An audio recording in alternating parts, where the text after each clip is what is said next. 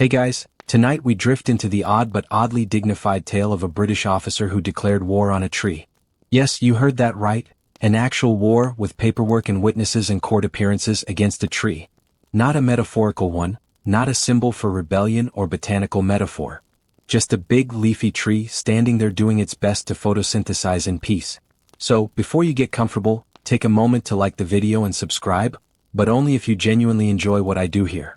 Tell me where you're tuning in from and what time it is there. I genuinely love seeing how far and wide these sleepy stories travel. Now, dim the lights, maybe turn on a fan for that soft background hum, and let's ease into tonight's journey together. Picture it, the Indian subcontinent in the late 19th century, sticky heat curling off stone walls, the rhythmic clatter of British boots marching through dusty cantonments, and in the middle of it all, Major Edward James Saunderson Smythe.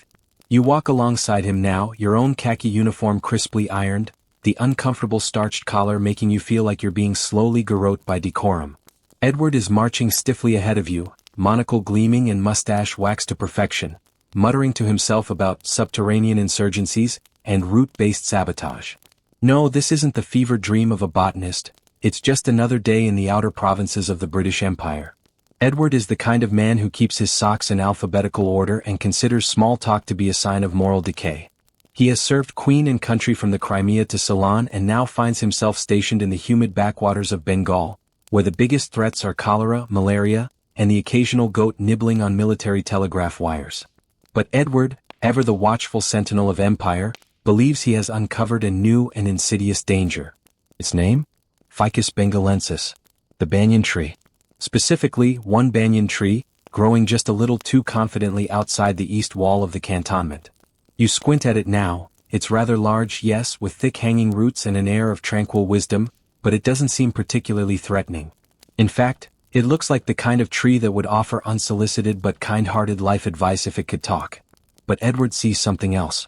It's expanding, he hisses under his breath, as though the branches are slowly reaching toward the barracks with ill intent. Every morning I measure it. 2 inches wider on the west side. It's making a push. Classic flanking maneuver. You try not to laugh. You really do. But the image of a tree planning military tactics is just too much. Edward's paranoia is not shared by the rest of the outpost. Captain Withers, who spends most of his day attempting to train a parrot to salute, thinks Edward's obsession with the tree is simply a side effect of the sun. Lieutenant Bertram, who moonlights as a poet, has composed a haiku in the tree's honor and reads it aloud during mess. The locals, meanwhile, are baffled but amused. To them, the banyan is sacred, a place of worship, shaded gossip, and impromptu monkey meetings. But Edward? Edward has drawn a chalk outline around it. He's posted a guard. He started a file. This is not a joke to him. Not after the coconut incident of '84. You don't know the details of the coconut incident. No one does, but Edward once barked at a fruit stand for 3 solid minutes. He now claims his breakfast papaya spies on him. The empire, as always, runs on paperwork, so Edward begins the process of filing a formal complaint. The document, written in Edward's aggressive penmanship, alleges that the tree encroaches upon Her Majesty's military property with deliberate and escalating malice, that its roots obstruct essential drainage systems vital to sanitation and discipline, and most crucially that its posture suggests seditious intent. This last line is underlined twice. He sends the file up the chain of command, where it lands on the desk of a weary district magistrate who briefly considers resignation before forwarding it to Delhi with a one-word note. Thoughts? Back in the cantonment, Edward begins conducting surveillance. He sets up a folding chair across from the banyan, binoculars in hand, jotting down notes whenever a monkey climbs into the branches, convinced these scouts are gathering intelligence. He names them Algernon, Clive, and Myrtle. You begin to suspect Edward is lonely. But the story, bizarre as it may sound, is not entirely without precedent. You see, in the vast and often bewildering administrative sprawl of the British Empire, stranger things have happened. There were trials held for goats that chewed on military tents. Parrots were once considered potential messengers until one started shouting obscenities in Sanskrit. In 1833, an elephant in Madras was given a medal for bravery and then court-martialed for knocking over a general's gin cart. This, you realize, is the empire in microcosm, equal parts bureaucracy, bluster, and unintended comedy. And yet, buried beneath the absurdity, there's something very real here. Edward's actions, while comically disproportionate, reflect a wider truth about imperial anxiety. The desire to control everything, the land, the people, even the trees, becomes an obsession. To men like Edward, disorder is the enemy, even if it's leafy and rooted and sways gently in the breeze. The tree, of course, continues to do what trees do. It grows. It provides shade. Birds nest in it. Children play beneath it. It minds its business. But Edward sees every new leaf as a provocation. He begins sketching military-style maps of its root system. You once catch him whispering, "I know what you're up to," as he paces around the trunk. One day he announces his decision. The tree must be brought to justice. He will file for a formal hearing. The legal term for this is non-human defendant exceptional proceedings. It's rare but not unheard of. In medieval Europe, pigs were occasionally put on trial for public mischief. Edward argues that if a goat can be punished, so can a tree. When asked by his superior if perhaps a stern pruning might suffice, Edward replies, "Sir, that would be appeasement." You begin to understand why no one invites him to the officers' cricket matches. So begins the most peculiar chapter in the cantonment's history. A banyan tree roughly 30 feet wide and serenely unbothered, now faces legal proceedings. And you, dear listener, are front row for it all.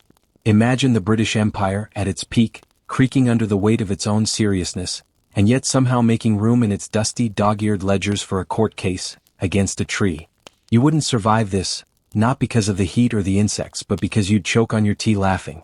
You wake the next morning to find Major Edward James Saunderson Smythe already standing near the banyan tree, dressed in full regimental attire as though preparing to inspect a battalion rather than confront a silently majestic piece of flora. The tree naturally has not moved overnight. Its sprawling roots remain firmly embedded in the earth, its leaves rustling gently in the early morning breeze with the kind of disinterest only a centuries-old tree can display. Edward, however, is treating the entire situation with the gravity of a full-blown military crisis. As you walk past him, you catch a whiff of his cologne, something citrusy and overconfident, and hear him muttering, "We'll see how clever it thinks it is after this."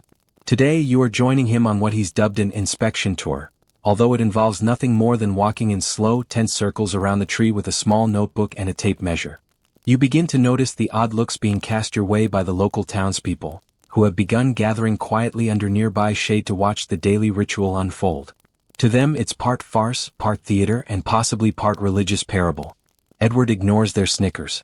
"The roots," he says, jabbing a cane toward the ground, "are clearly seeking to undermine the foundation of the Eastern Munitions Depot. It's an act of botanical espionage." You blink at him, not entirely sure he's joking. Spoiler, he's not. The banyan, of course, does what banyans do. It simply exists.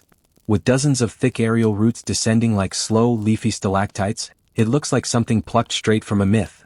A tree capable of outliving generations, of watching empires rise and collapse like sandcastles at low tide. It's no wonder that locals treat it with reverence. In fact, the banyan is considered sacred in many parts of India, associated with immortality and shelter. And now, thanks to Edward, it is also considered a public enemy. By lunchtime, Edward has drawn up a preliminary sketch of what he calls tree-based perimeters of influence, which resembles a child's drawing of an octopus doing yoga. Over sandwiches, he lectures you on foliage containment strategies, while you try to focus on your lukewarm tea and not the glint of unhinged determination in his eyes. It is in this moment, somewhere between the cucumber and mustard, that you begin to understand something deeper. Edward is not merely concerned about the tree.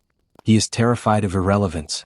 Back in London, his peers attend tea parties and debate parliamentary reform. Out here, posted far from polite society, he wages war on shade. The tree has become his purpose, his dragon, his rebellion, his villain. You want to tell him that perhaps it's not about the tree at all. Perhaps it's about time. Or ego. Or that moment every career officer dreads when their battles are behind them and all that's left is paperwork and breakfast fruit conspiracies. But instead you nod politely and sip your tea. As if on cue, a stray goat wanders into the scene and begins munching on a loose military cable. Edward doesn't even notice. His gaze is fixed on the banyan where a small parrot has just landed. "Reconnaissance," he whispers and makes a note in his book. That evening, back at the officers' mess, the tree incident is the subject of considerable amusement. Captain Withers tells a dramatic retelling of Edward's earlier attempt to draw a chalk line around the tree's territory, only to be chased off by a monkey wielding a stolen epaulet. Lieutenant Bertram writes a new haiku on the spot. The banyan stands firm. Colonial mustaches twitch. Still no one listens. Edward enters just as the laughter is dying down. He's not amused. "I suppose Napoleon was mocked too," he mutters before ordering a double gin and retiring to a corner table. His brooding presence does little to lighten the mood, but it does spark a round of whispered bets on what he'll do next. Sergeant Peabody wagers a bottle of brandy that Edward will try to deliver a court summons to the tree in person. You secretly suspect Peabody will win. The thing is, eccentric behavior among colonial officers wasn't entirely unusual. Far from civilization and the routines of British society, many found themselves unraveling slightly, or spectacularly. There's the famous case of Colonel Baxter in Burma, who insisted on saluting every passing elephant, believing one of them to be a reincarnated prince. Or the lesser-known scandal of the lieutenant in Punjab who tried to teach his horse parliamentary procedure. Edward, while undoubtedly peculiar, fits neatly into this broader pattern of imperial unraveling. The more you think about it, the more it makes a strange kind of sense. The British Empire prided itself on order, on hierarchy, on the imposition of neat, linear structures upon a world that was anything but. Trees, especially enormous, uncooperative ones, don't care about colonial logic. They grow where they like. They ignore property lines. They shelter whomever they please. They are the botanical equivalent of passive resistance. And so, in Edward's mind, they must be brought to heel. The next morning, you accompany him to the local magistrate's office, where he formally lodges his complaint. The clerk, a young man with very expressive eyebrows, reads the report twice, then stares at Edward for a long moment before replying, "So, you are alleging that a tree is violating imperial property laws with intention?" Edward straightens. "With hostile intention, yes." The clerk doesn't even blink. "Right. I'll have to check the procedural code. This may require special documentation." You get the sense this isn't his first rodeo with British eccentricity. A copy of the complaint is eventually sent to Delhi, where it joins an ever-growing stack of strange colonial paperwork. Somewhere in that pile, it will rest alongside requests to tax moonlight, yes, that happened, complaints about overly vocal peacocks, and an unsent letter detailing a duel between a man and a particularly combative goose. Back in town, word spreads quickly. The banyan is now famous. Locals gather in the evenings to sip chai and speculate about the impending trial. Some begin leaving flowers at the tree's base. A traveling bard composes a song. The tree remains unmoved by all the attention, as trees often are. It's just trying to do tree things, breathe, grow, ignore the bureaucrats. Edward, however, grows increasingly animated. He begins drafting witness lists. He attempts to subpoena the monkey who threw a mango at him last Tuesday. He writes long, footnoted letters to botanical societies accusing them of aiding sedition by glorifying aggressive root systems.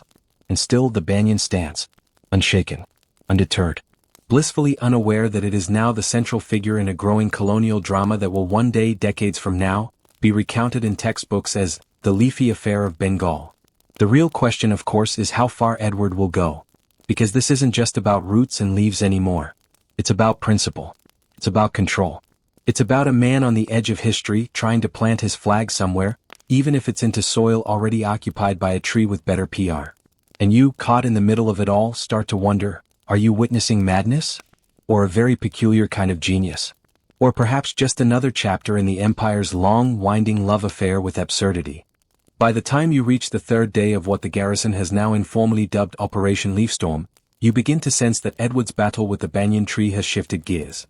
What started as a peculiar vendetta has now bloomed, much like the tree itself, into a fully bureaucratic campaign, complete with official stamps, bundled affidavits, and something called a motion for flora-based restraint, which sounds like it came from a Jane Austen novel written during a fever dream. You find yourself again following Edward through the warm haze of the cantonment's morning routine, the air already shimmering with heat and the chirping of distant miners echoing above your head. Edward is speaking in a clipped, brisk tone about military precedent for this sort of action, citing obscure passages from the East India Company's disciplinary manual and referencing a 1792 case in which a particularly aggressive bush was removed from a parade ground in Madras for interfering with regimental symmetry. You aren't sure if the case is real or a product of heatstroke, but you nod anyway. He's holding a long scroll of hand-drawn schematics, maps of the banyan's root expansion over time, estimates of leaf drop volume per month, and an entire section labeled Suspected Psychological Warfare via Shade. It would be funnier if he weren't so earnest. A mainstream historical fact relevant here is that the British Raj, despite its emphasis on order and control, was rife with odd administrative episodes just like this. From classifying caste systems down to absurd levels of granularity to standardizing elephant postal routes, no detail was too small to bureaucratize. Yet amid all this meticulous control, the landscape often pushed back, both literally and metaphorically. India's flora, with its riotous diversity and unruly growth, constantly defied imperial notions of neatness and compliance. Edward's tree isn't just an isolated obsession. It's a symbol of that larger friction, British rigidity versus organic chaos. But then there's the fringe truth you overheard from one of the local elders, a soft-spoken man with a white beard like a snowdrift who swore the banyan tree once cursed a British officer back in 1857. He mocked the tree, the man said solemnly, sipping his chai, and that very night, his moustache fell off. Forever smooth-faced. Like a child. The others nodded gravely. You tried not to laugh. As far as open scholarly debates go, there's a legitimate one brewing over Edward's latest maneuver. You see, he's begun citing legal doctrine from an 18th century precedent called Trial of the Vine, which was never technically a trial but rather an allegorical essay in a philosophical journal. Edward insists this proves a legal framework exists for plant prosecution. Other officers, especially the portly and perpetually skeptical Captain Withers, argue that quoting metaphorical gardening essays in court is, legally speaking, absolute twaddle. Edward, undeterred, has now appointed you, yes, you, as his unofficial second-in-command. You're given a sash. It's made of curtain fabric. Your job, as he defines it, is to oversee witness preparation and catalogue all instances of arboreal mischief. Your first task? Interview the postmaster, who claims the tree once dropped a leaf directly into his inkwell, thereby ruining an important message to Agra. The message, you later discover, was a grocery list, and the inkwell hadn't been used in weeks. Still, Edward adds it to the evidence board. The evidence board, by the way, has now grown to occupy one full side of the barracks mess wall. It includes newspaper clippings, several faded photographs of the tree from different angles, some labeled hostile side, complacent side, and potential escape route, and one hand-drawn sketch of what Edward calls the root intelligence network. According to him, the tree may be communicating with nearby vegetation to coordinate growth. Observe the sapling near the cookhouse, he whispers one evening, pointing to a tiny neem tree. It wasn't there 2 weeks ago. You are not sure whether to agree or call someone with medical training. Meanwhile, Delhi finally responds to Edward's request. The reply, written in elegantly bored bureaucratic prose, does not outright dismiss the idea of proceedings but rather requests additional clarification as to the precise nature of the defendant. This sets off a furious letter-writing spree. Edward drafts a 17-page response arguing that the tree is a standing participant in seditious encroachment, and that failing to recognize its threat may lead to further chlorophyll-based agitation. He signs it with flourish, then seals it with wax using his personal signet ring. You wonder if he's always been this focused. Or if the long years away from home have simply turned a once unremarkable officer into a man determined to leave his mark, preferably in the bark of a very confused tree. A curious byproduct of the whole affair is the attention it's attracting. The locals have now started referring to the banyan as general branches. Children come to touch its trunk for luck. Someone hangs a garland around one of the lower boughs. A newspaper from Calcutta sends a correspondent, who interviews Edward and publishes an article titled, The Empire vs. The Ent, a real tree trial in Bengal. The word Ent, you later learn, comes from Edward himself, who borrowed it from a novel he read during monsoon furloughs. Trees that move, he says ominously, are only the beginning. As the days roll on, something even stranger happens. People begin taking sides. There's now a small but vocal pro-tree faction among the junior officers, who argue that the banyan provides shade, charm, and, frankly, better leadership than Edward. They begin holding informal leaf appreciation picnics beneath its branches, singing songs like Rule Tritania, and composing odes in its honor. Edward retaliates by having them written up for fraternization with the enemy. Morale, oddly enough, improves. You can't help but marvel at the odd logic of it all. In a place where nothing changes much, where the heat blurs the calendar and every day begins to look like the last, this ridiculous war against a tree has given everyone something to talk about. It's absurd, yes, but also kind of delightful. And yet, deep down, Edward still believes in his cause. One night, you find him standing alone by the banyan, moonlight casting long shadows across his boots. He's staring at the trunk, silent. You hesitate before asking what he's thinking. He doesn't look at you when he replies. It's not just this tree. It's the idea that anything can grow where it isn't told to. That order can be ignored. That roots can crack stone. You don't answer. Because suddenly, absurd or not, you understand. By now, the atmosphere surrounding the banyan tree has evolved from colonial comedy into something resembling surreal civic theater. You walk through the cantonment and hear officers humming tunes with lyrics changed to reference sap and treason, while one particularly cheeky ensign has crafted a miniature judge's wig and balanced it on a low-hanging branch when Edward wasn't looking. The tree, for its part, remains as unbothered and contemplative as ever, its leaves whispering in the warm breeze like pages turning in a book you can't quite read. But Edward is not amused. In fact, he's escalating. Today's mission, because of course it's called a mission, involves preparing the physical space for what Edward has taken to calling the preliminary proceedings against the tree, which to everyone else sounds like an amateur theater production put on by bored aristocrats with too much time and access to wigs. You're recruited, unwillingly, as assistant stage manager. This means you're helping erect a temporary pavilion beside the banyan where the so-called trial will take place, complete with a dais for Edward, an empty chair for the defendant, symbolic, obviously, Edward huffs, and a guest book for witnesses to sign, which Edward insists is standard legal procedure. You hold the inkpot while he scribbles, Edward J. Smythe, loyal subject of Her Majesty, Commander of Botanical Affairs, on the first line. One of the masons building the dais coughs to hide his laughter. Historical fact. While the British Empire had no formal legal process for prosecuting trees, it did have a remarkable tolerance for eccentricity, so long as it wore epaulets and filed the right paperwork. One particularly strange precedent dates back to 1807, when a Royal Navy officer attempted to requisition a lighthouse after being convinced it was blinking Morse code at French ships. The incident resulted in a reprimand, but also a commendation for alertness. Edward's alertness is now fully channeled into preparing his opening statement. He paces the barracks reading aloud from note cards like he's about to address the House of Lords. Ladies and gentlemen of the imperial authority, he intones, we are gathered not in jest but in solemn duty. For when a tree rises in insolence, the empire must respond with firm and leafy justice. He pauses, looks at you and asks gravely, do you think leafy justice is too poetic? You suggest he try arboreal accountability instead. He writes it down immediately. Fringe fact time. Edward has begun speaking to the tree directly in a soft but firm tone, almost like a schoolmaster addressing a particularly unruly pupil. Yesterday you overheard him saying, your silence condemns you, while gently tapping the trunk with a riding crop. You've also noticed he started carrying around a small satchel containing emergency writs, in case he needs to file impromptu charges. He calls it his legal tinderbox. Open scholarly debate? There's one brewing right now among the more academically minded officers and one visiting missionary named Father Michael, who has taken a particular interest in the affair. He argues that prosecuting a tree, even symbolically, could offend local religious sentiments, especially since banyan trees are sacred in many Hindu traditions. They represent immortality, shelter, and divine presence. Edward's response, sacredness must never shelter sedition. Father Michael's counter, perhaps the Almighty sent you the tree to test your humility. Edward blinks, considers it, and then replies, well, I failed that test ages ago. By the fourth day of court preparations, the entire cantonment seems caught up in the drama. Captain Withers starts a betting pool on whether Edward will cross-examine a squirrel.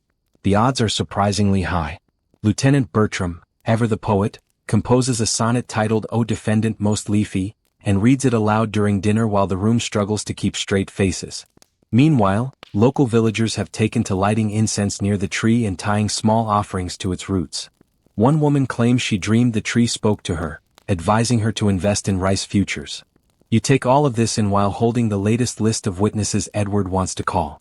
It includes the postmaster, again, the cook who saw a bird poop on Edward's hat while he stood under the tree, and the regimental goat whose testimony Edward notes can be interpreted by gesture. You begin to wonder whether the banyan has become something larger than all of them. A symbol, yes, but of what? Rebellion? Stability? Or the absurd futility of trying to impose legal frameworks on something that literally grows by ignoring boundaries? One evening, Edward sits beside the tree, unusually quiet. You join him, watching the sky shift from gold to lavender. The tree sways gently, unconcerned with the day's antics. Edward eventually speaks. Do you ever think we're the mad ones? He asks. You hesitate. I think we're very organized in our madness. He chuckles, the sound soft and surprising. I just wanted to matter, he says. When you're posted out here long enough, the world forgets your name. But trees, they live through regimes. Through kings and queens and revolts. This one will outlast me. And I suppose, that made me angry. You sit in silence for a while, unsure how to reply. The crickets begin their nightly chorus. Someone plays a sitar in the distance.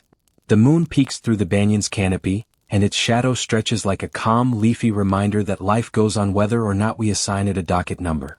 The next day, the tree is officially summoned. Edward pins a notice to its trunk, detailing the charges.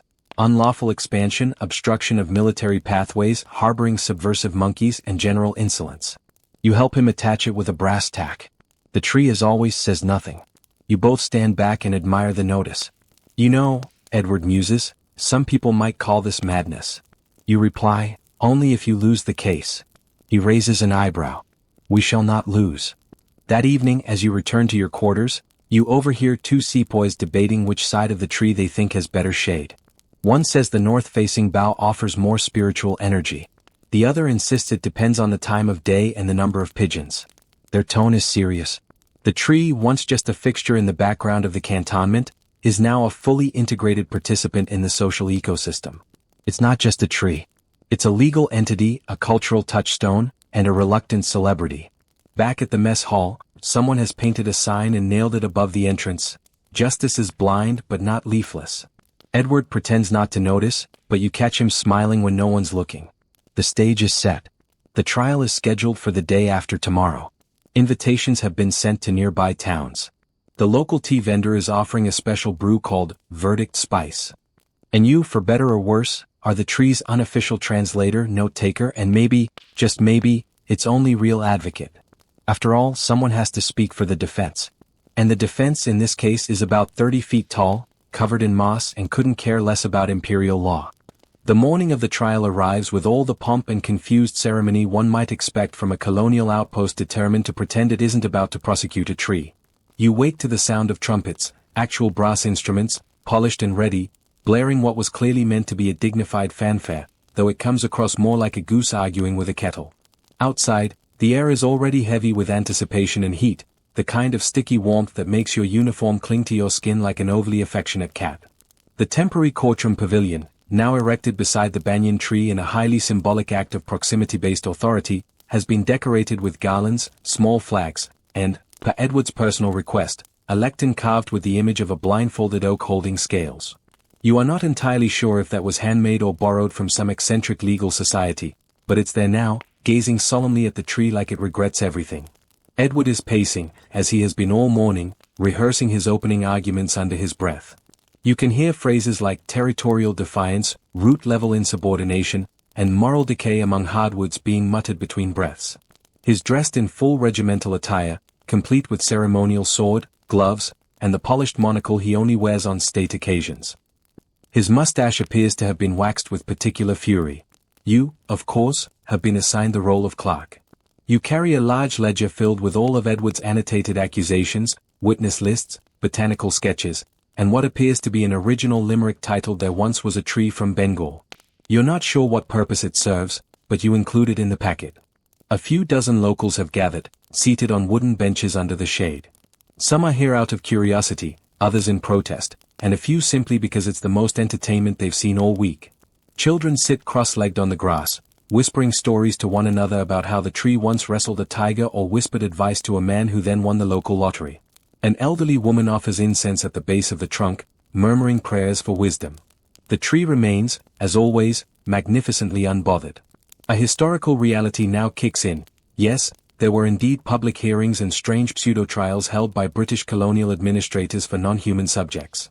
There are well-documented cases of animals and even natural disasters being given symbolic blame for societal misfortunes, especially when no human culprit could be found. This trial, however unique in its details, fits into that odd tapestry of imperial absurdity where ceremony often filled the void left by understanding. Edward takes the stand, or rather, the lectern, and clears his throat.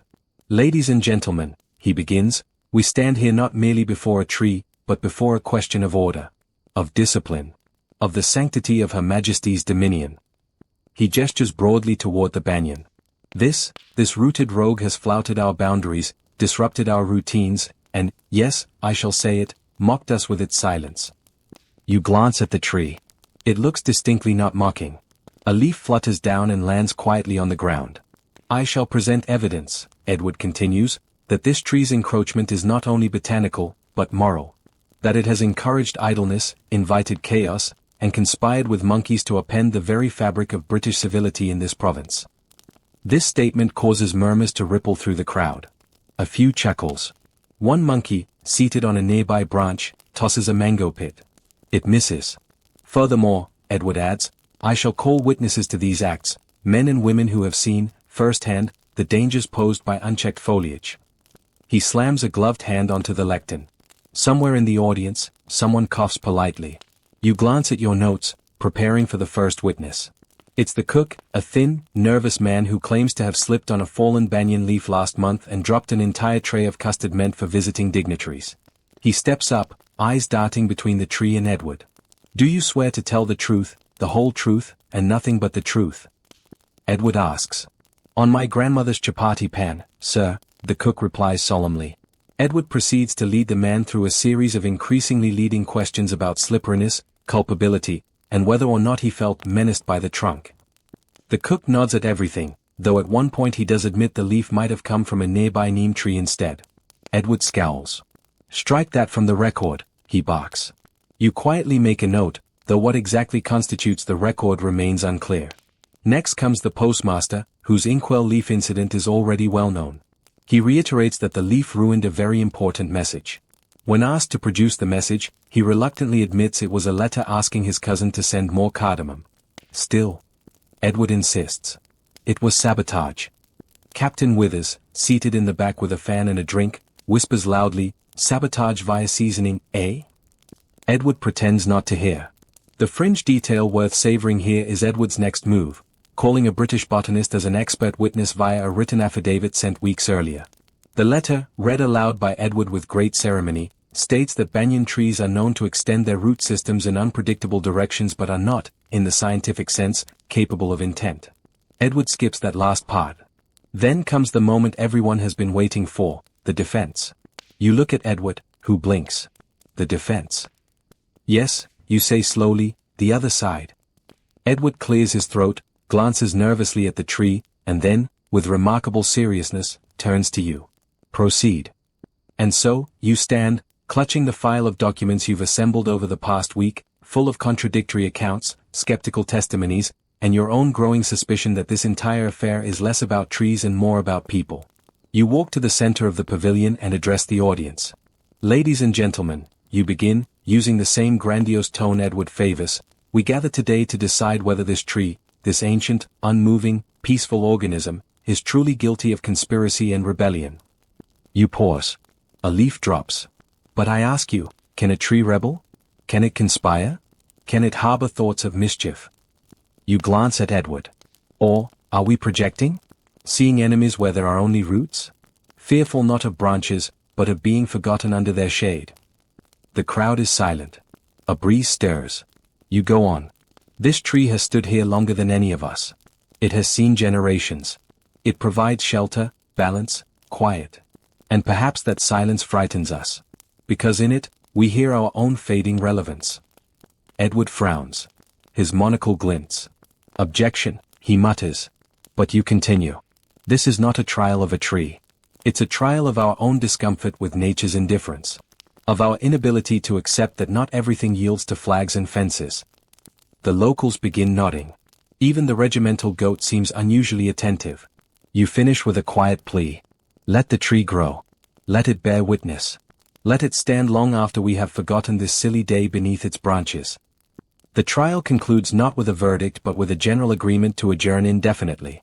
The court disperses. Days pass, and the courtroom pavilion is slowly dismantled plank by plank, its grand intentions reduced to a pile of lumber that is promptly repurposed into a chicken coop behind the mess hall. The garlands dry up and crumble. The monkey who once threw mango pits at Edward now spends his time sunbathing lazily on the banyan's middle branches, scratching his belly with the unconcerned grace of someone who has already won the only war he ever cared about.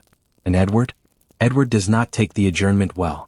You find him one morning seated at his desk, surrounded by scrolls of unused evidence, witness transcripts, and a somewhat overambitious petition titled, "A Proposal for Arboreal Containment Zones Across the Raj." He doesn't even look up as you enter, but gestures toward a chair and mutters, "We were so close to a precedent." You sip your tea quietly. The trial has not left him broken, but changed. There's less bluster now and more reflection. His obsession with the banyan has cooled from fever to simmer, and though he no longer refers to the tree as a criminal, he does occasionally call it a rogue personality. Still, something in him has shifted. His posture is looser. He's even been seen without gloves. For the first time in weeks, he accepts an invitation to the officers' cricket match, where he manages to hit a rather graceful boundary and offers an awkward half-smile when the mess erupts in cheers. Life, it seems, is slowly returning to something resembling normal, except that nothing truly is. The banyan now occupies a space in the collective mind of the cantonment that is neither botanical nor mystical but something stranger, cultural.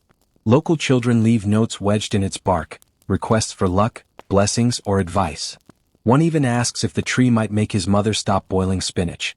A group of younger officers has taken to hosting weekly debates under the canopy, in which topics like "can shade be political?" and "if a tree whispers, is it gossip?"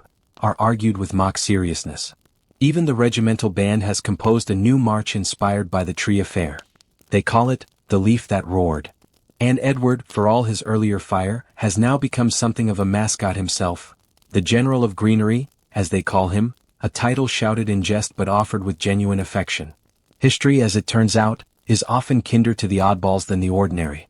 As a historical reference point, there are other bizarre moments in the colonial archives that mirror this transformation from absurdity to cultural significance. In 1869, a British officer in Burma famously trained a water buffalo to salute during inspections. While initially mocked, the buffalo became a minor celebrity, eventually depicted in political cartoons and parodies back in London. The Empire, despite its rigidity, was always surprisingly good at turning its eccentric misadventures into lore. Fringe fact. You hear from the tea vendor one afternoon that a traveling mystic has declared the banyan to be a reincarnated poet who now expresses his wisdom through breezes and sap. This revelation has led several sepoys to begin meditating beneath its branches in the early morning hours, claiming they feel closer to their inner purpose. One even swears he received a vision of his grandmother telling him to invest in umbrellas. You write this down in your notebook out of habit. There's also a new scholarly conversation being held via correspondence between Father Michael and a professor of colonial psychology in Bombay. The question, did Edward's tree trial represent madness, or was it a subconscious critique of imperial overreach? Father Michael argues the latter, that Edward, knowingly or not, used the trial as a way to expose the absurdity of colonial control. The professor counters that it was probably just sunstroke and existential dread. Meanwhile, you begin to notice how the banyan itself is changing. Not in any physical way, the roots still sprawl, the leaves still dance, but in perception. Where once it was simply a landmark, now it is an institution. A young subaltern drafts a poem comparing its branches to the arms of the empire, wide, protective, suffocating. A local schoolteacher begins bringing her pupils to sketch the tree, explaining that some stories don't have heroes, just very confused protagonists. And somewhere deep down, you realize that the tree has won not by resisting but by enduring. You sit under it one afternoon with Edward, who no longer stares at it with suspicion but something closer to curiosity. "Did we do it wrong?" he asks suddenly. "The empire, I mean. Did we misunderstand the whole place?" You don't answer immediately. The air is thick with heat and the hum of dragonflies. A bird flutters down and perches on a low branch, peering at you both. "I think," you say eventually, "we tried to name everything before we understood it." Edward nods. "Yes, that sounds about right." There's a long pause. "I still think it's too wide." You grin. That evening, the mess hall hosts a celebration of sorts, technically for Captain Wither's birthday, but it quickly turns into an unofficial tribute to the Great Tree Affair. Someone bakes a cake shaped like a banyan. The band performs their latest composition, Shade and Honor. Edward is gifted a small potted plant as a joke. He accepts it with a mock salute and says, "I shall keep an eye on this one from the start." The laughter is warm. And then, as the sun dips behind the western wall and the shadows stretch across the dusty paths, you find yourself walking once more beneath the tree. It's quieter now, most of the garrison having turned in or stumbled off in various degrees of celebration. The leaves rustle softly above you, and the thick, gnarled roots curl around the base like old hands resting in their lap. You place a hand against the bark. It's warm. Still. Unchanged. And yet everything is different. Not because the tree did anything, but because you saw it. Really saw it. The absurdity. The wisdom. The stillness that held up a mirror to all your anxious motion. You glance around. No one's watching. Thank you, you whisper, though you're not sure for what. The tree doesn't reply. But it doesn't need to.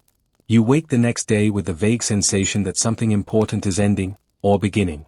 The garrison feels lighter, somehow, as though an invisible pressure has lifted, leaving behind a kind of hushed curiosity in its place. Breakfast in the mess is uncharacteristically cheerful. The usual clinking of spoons against metal plates is punctuated by low chuckles and the occasional mimicry of Edward's courtroom pronouncements. Hostile root expansion. One lieutenant bellows dramatically over his porridge, while another raises his mug in salute to the leafy defendant who taught us more about ourselves than any treaty ever did.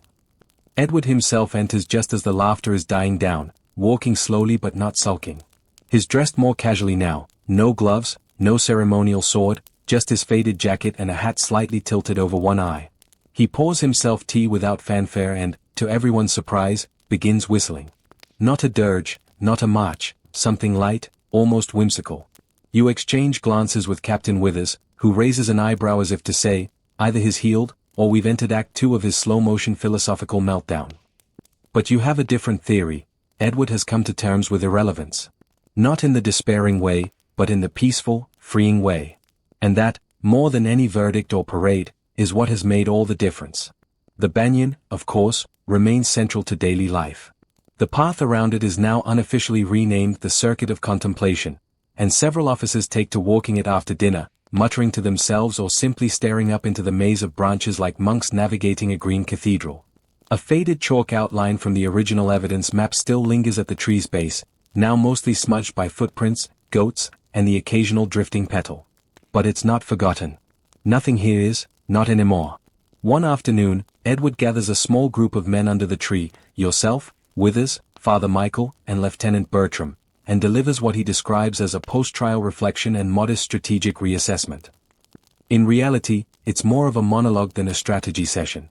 He paces slowly, hands clasped behind his back, while the rest of you sip tea and listen in a mixture of amusement and genuine intrigue. It is clear to me, he begins, that while the tree itself has no will, no malice, it has become a symbol. And symbols, gentlemen, must be studied, revered even, not prosecuted. Father Michael nods. Perhaps the trial wasn't a failure at all. Perhaps it was a confession. Edward considers this. A confession, he repeats. Yes. Confession disguised as accusation. I see that now. What's next, you ask, mostly to see how deep the rabbit hole goes. Edward lifts his chin. We must build a library. This causes a pause. A library? Withers repeats. A library under the tree, Edward clarifies. A place where men may read, think, argue, and, if necessary, laugh at their own ridiculousness. A shrine to reason and ridiculousness alike. A hall of leafy enlightenment. You, to your own surprise, find yourself nodding. Why not? A library under a tree. There are stranger things in this world. You remember the ancient Indian tradition of open-air schools beneath banyans, where wisdom was passed on through stories and shadows. Perhaps, without realizing it, Edward is tapping into something far older and wiser than the empire itself. That evening, construction begins. Nothing elaborate, just a few wooden benches arranged in a circle, a small bamboo shelf borrowed from the post office, and a hand-painted sign reading The Library of Thoughtful Shade. Edward donates the first book, a worn copy of Cicero's On Duties, annotated with surprisingly tender marginalia. Bertram offers a volume of poetry. You contribute your journal, or at least a clean copy of your notes, detailing the entire tree affair from beginning to end. A few locals stop by to inspect the space. One elder nods approvingly and says, "This tree is a teacher. It always has been. You just didn't know the subject." A group of children sit cross-legged in the dirt while Father Michael reads from a tattered fable about a mouse who sued the moon. The tree, as ever, listens without judgment. A historical parallel worth mentioning here is the sacred groves of various cultures, places where knowledge, myth, and ecology intersect. In pre-colonial India, certain trees were not just protected but considered repositories of cultural memory. By building a library under the banyan, Edward has, unwittingly, aligned himself with this ancient tradition. A fringe occurrence adds to the mystique. During the second week of the library's existence, a long-forgotten scroll is discovered buried near the tree's roots. It's written in fading ink, in a mixture of Urdu and Sanskrit, and appears to be a land record dating back over 100 years. Among its notes is a poetic passage describing the banyan as the witness of all vows, the ear that hears all treaties. Scholars from the nearby district are summoned, and a lively debate erupts over its interpretation. Some argue it supports the tree's sacred status. Others insist it proves nothing. Edward, naturally, declares it exhibit renewed. The open scholarly debate now pivots from madness versus protest to legacy. Was the tree trial an accident of ego or the beginning of something deeper? Has Edward, intentionally or not, sparked a rethinking of what presence means in the empire's margins? Letters begin to arrive from other outposts, inquiring about the leafy courtroom incident and requesting updates. One even sends a small volume titled Botanical Lore and You, a satirical primer. Meanwhile, the tree continues its quiet reign. Birds nest in its arms. Goats nap in its shade. Letters are left tucked into its bark. No one dares remove them. Not anymore. Edward, for his part, adopts a new ritual. Each morning, before breakfast, he circles the tree 3 times, reading aloud a passage from whatever book is chosen that week. It's important, he says, to start each day reminded of one's place in the cosmos. Preferably while standing beneath something older and less neurotic than oneself. You walk with him sometimes. The air smells of dust and sap. The roots twist like ancient riddles. One morning, he turns to you and says, "Do you think they'll remember me for this?" "I think they'll remember the tree," you reply. He nods. "Fair. But you suspect that they will. Maybe not in the annals of Parliament or the footnotes of Empire. But in the stories told by firelight, in the jokes passed down between junior officers, in the quiet awe of those who read beneath the banyan's arms, Edward will live on, not as a madman, but as a man who tried to tame a tree and, failing that, learned to listen. It begins subtly like most transformations do, not with trumpet blasts or banners unfurled, but with a small wooden stool placed just beside the tree, under its vast green canopy. A man sits on it each afternoon, a faded shawl draped over his shoulders and a clay cup of tea in one hand, his eyes scanning the horizon as if awaiting wisdom to descend from the rustling leaves above. He's a retired schoolmaster, you're told, who taught arithmetic in a village 40 miles south. He's come not for the spectacle, but because he heard the tree was listening. Others follow. First it's a few curious villagers, then a scholar from Benares, a troop of children with slates and chalk, and then, somewhat awkwardly, a delegation of officers from a nearby cantonment, who arrive in stiff collars and tight expressions and leave barefoot and oddly serene. By now the library beneath the banyan has grown. No longer just a few books and benches, it boasts an orderly system maintained by a rotating group of volunteers. There's even a sign-out ledger humorously titled, "The Bark of Borrowed Wisdom." Someone donates a globe. Another offers a dusty telescope. A third carves a wooden plaque that reads, "All are welcome who listen more than they speak." And through it all, the banyan remains as still, grand, and enigmatic as ever. The tree has outlived the trial and the gossip. It has survived the empire's urge to control and now finds itself embraced by its opposite, curiosity. A new phrase begins circulating among the garrison and the townspeople alike. They say someone has gone to the tree, when they need time to think or talk or simply stop pretending they know what they're doing. Even Edward uses it now without irony. "Where's Withers?" someone asks. "Gone to the tree," Edward replies, sipping tea. A mainstream historical reality echoes beneath this strange evolution. In pre-colonial India, trees, especially banyans, served as places of gathering, of memory, and informal justice. Village councils met beneath them, disputes were resolved in their shade, and traveling storytellers often paused under their branches to weave history into tales. Without planning it, Edward's trial has inadvertently reawakened that ancient function. The banyan is now more than a tree, it is a stage, a confessional, a classroom, and sometimes a quiet therapist that never interrupts. The fringe detail? Someone carves tiny doors into one of the exposed roots and paints them bright blue. No one confesses to it. Locals begin leaving offerings by the doors, a sweet here, a flower there. Rumors spread, a spirit lives inside. Children whisper that the tree grants small wishes, but only if they're silly. One boy claims his goat learned to sit like a dog. Another insists her sneeze now smells like cinnamon. The officers naturally scoff, but not so loudly that the tree might hear. Edward, for his part, has undergone a subtle metamorphosis. Where once he marched and commanded, now he listens and records. He keeps a journal titled Reflections on Wooden Wisdom, in which he writes daily notes on what he hears beneath the branches, snippets of overheard conversations, philosophical fragments, and the occasional stray leaf pressed between pages like punctuation marks from nature. You've read a few entries. They're startlingly tender. One simply reads, "A child asked today if trees dream. I told him yes. He asked if they dream of people. I said no. He smiled." The scholarly debate that now circles Edward's entire escapade has grown far beyond the garrison. Letters arrive weekly from Calcutta, Madras, even as far as Oxford. Some scholars argue that Edward's case reveals the psychological stressors of empire: loneliness, displacement, absurd expectations. Others believe the trial was a masked critique of colonial arrogance, a performance so earnest it became satire.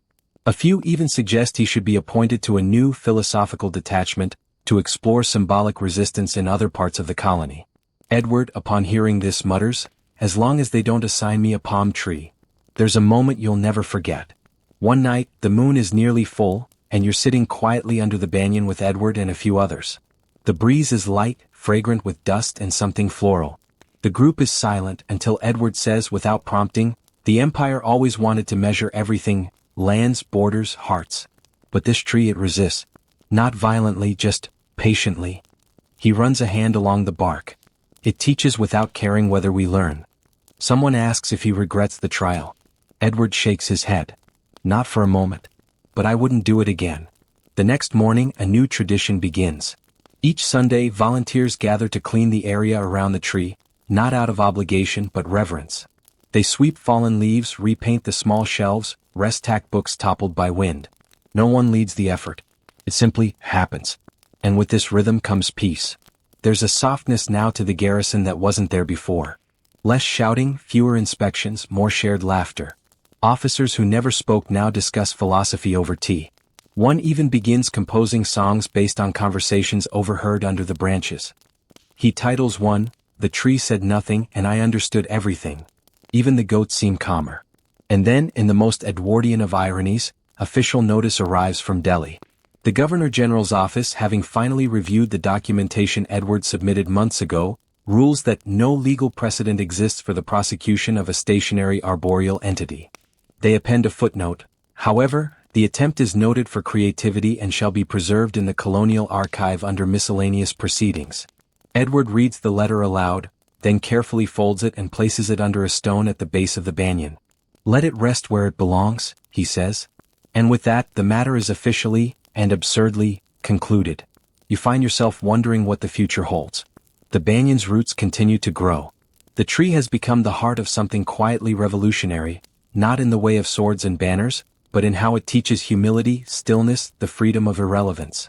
In the afternoons, Edward now teaches Latin to children under its shade. He says he's never been happier. You too spend more time beneath its limbs. Not out of duty anymore but choice. Because somehow, this ridiculous saga about a British officer prosecuting a tree has left you wiser, gentler, and oddly hopeful. You don't know how it happened. But you're certain of one thing: the tree knew all along. By the time the first dry season rains arrive, the banyan has become more than a local landmark, it's an institution. The garrison now marks its daily routines in terms of proximity to the tree. The morning roll call is held just downwind of its eastern roots, the evening mail is sorted under its longest branch, and the official regimental notice board, once nailed to a post outside the mess hall, has been relocated to the trunk itself. No one questioned the move. It simply made sense. After all, who could object to receiving orders under the same canopy that, just months ago, stood trial for treason? You watch all this unfold with the strange detachment of someone who has been part of something truly bizarre and now sees it morph into something oddly sacred. The trial, once the punchline of the cantonment, has become its mythos. People tell the story differently depending on who they are talking to.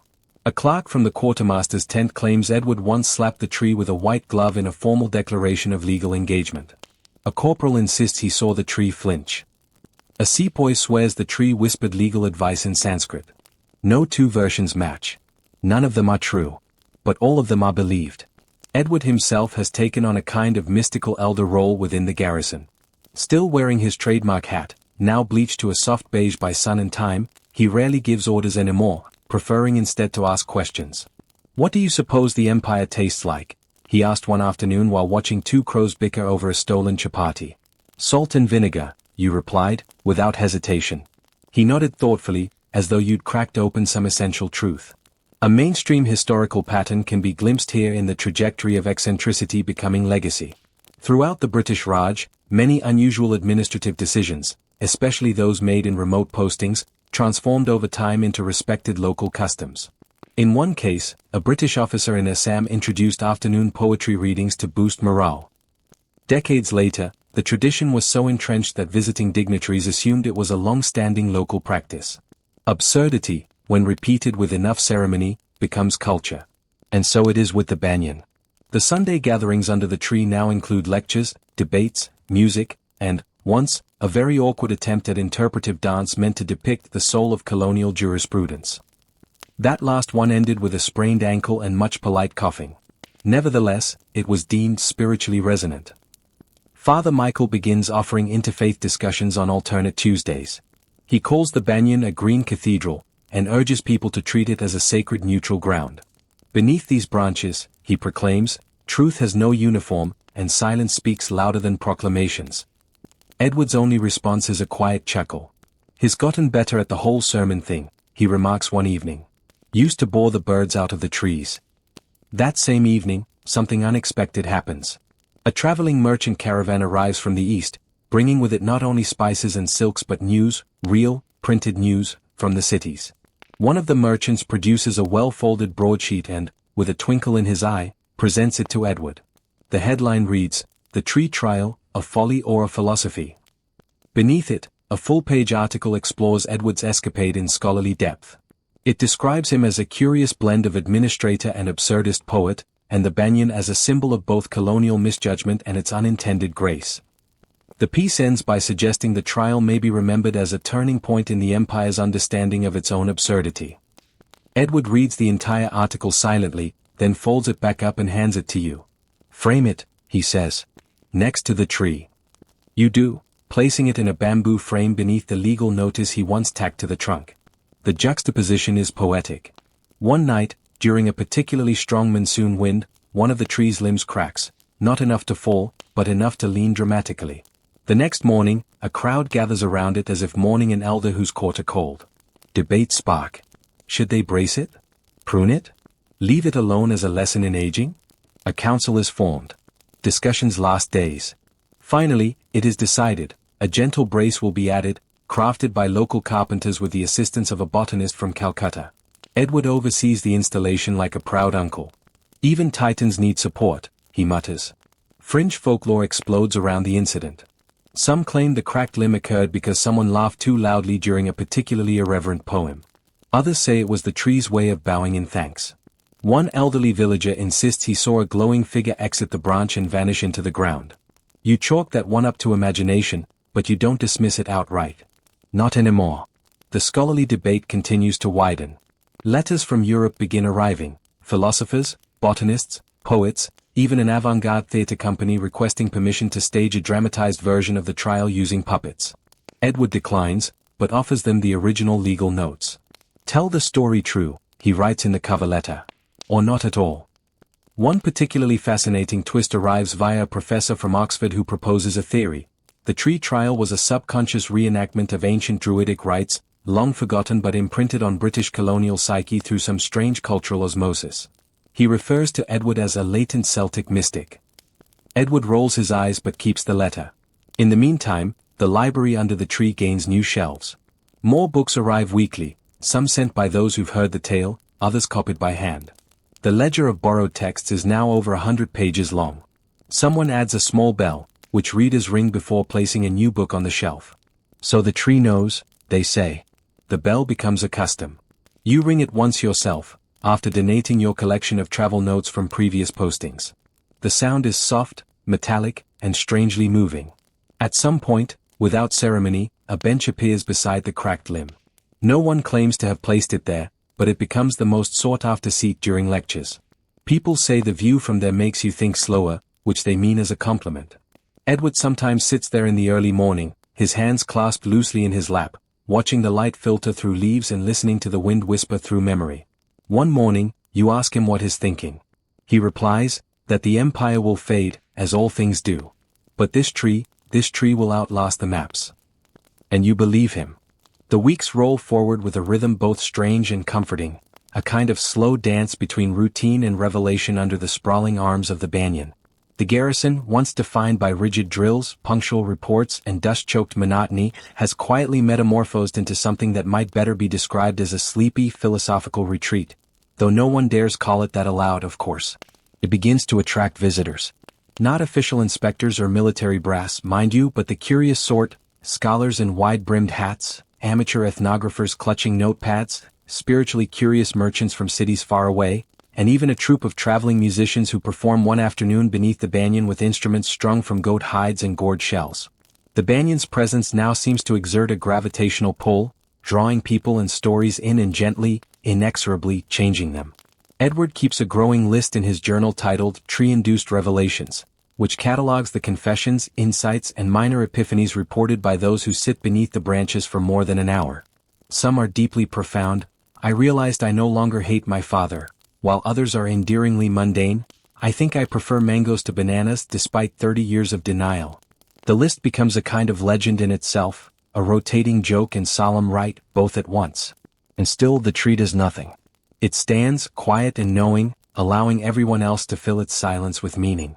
A historical detail emerges when one of the traveling scholars, a lanky fellow with wire-rimmed glasses and the unfortunate tendency to quote Latin proverbs mid-sentence, points out that in certain ancient Southeast Asian legal traditions, trees were considered legal witnesses to land transactions and communal oaths.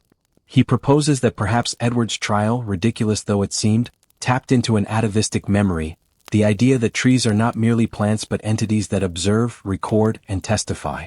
The memory of the land lives in its trees, he says, standing beside the banyan with arms outstretched as if awaiting applause. Edward mutters to you, if he tries to hug it, I'm having him removed. The tree, unsurprisingly, allows itself to be neither hugged nor summarized. Instead, it continues to do what it has always done, grow. New shoots appear, aerial roots descend and harden into pillars, creating what looks increasingly like a natural cathedral. A few more benches are added, then a low stone wall, then, rather inevitably, a sundial carved from an old brass plate. Someone scrawls ego sum arbor, I am tree, into the side with a butter knife. Edward denies responsibility, but the handwriting is suspiciously elegant. And then comes what can only be described as the banyan's first formal festival. It's organized, unofficially of course, by the children of the garrison and nearby village, who one morning simply declare that it is the tree's birthday. No one can agree on how old the tree is, so it's rounded off to an even 400. There are garlands, songs, sweet rice wrapped in leaves, and a parade of goats draped in bunting. One very enthusiastic boy reads a poem entitled O Tribunal of Tranquility, which makes almost no sense but earns thunderous applause anyway. Edward is asked to give a speech. He begins with, ladies, gentlemen, goats, and proceeds to explain with solemn sincerity that wisdom doesn't always announce itself with clarity. Sometimes, he says, it wears bark, sheds leaves, and listens better than it speaks. We are not here to teach the tree anything. We are here to remember what it has already taught. The crowd is silent. A leaf falls. Someone begins to cry quietly, though no one mentions it afterward. That evening, the officers sit around the mess fire with mugs of spiced tea, too tired to be sarcastic. Withers, who now chairs a bi-weekly discussion group called Roots and Rumination, lifts his mug in a toast. To absurdity, he says, and to the beauty that sometimes follows it. Edward clinks his mug against yours and murmurs, never thought I'd envy a tree. You smile. And yet here we are. The scholarly debate expands again. A professor in Bombay publishes an essay titled The Trial of the Banyan and the Limits of Colonial Lexicon, arguing that the tree's symbolic endurance reveals the linguistic poverty of imperial law when applied to non-human subjects. He describes Edward's actions as a jurisprudential koan, a paradox designed to short-circuit logic and expose deeper truth. Edward is deeply annoyed by the phrase but copies the article into his journal word for word. Meanwhile, a new fringe claim arises, that the tree, having been formally accused, now carries a sort of legal agency. A barrister from Calcutta writes to Edward asking whether the banyan could, in theory, file a land claim or object to future developments. A standing precedent, the barrister jokes, for standing trees. Edward reads the letter aloud to a gathering under the canopy, then announces that the tree has chosen to waive its right to further legal action, in the interest of continued peace and shade. This earns hearty applause. There is now talk of forming a society, tentatively named the Order of the Banyan, dedicated to the exploration of peaceful contradiction and the pursuit of leafy wisdom. Edward is named Provisional Grand Archivist. You're appointed Secretary of Unfinished Thoughts. The society has no rules, no dues, and no official meeting times.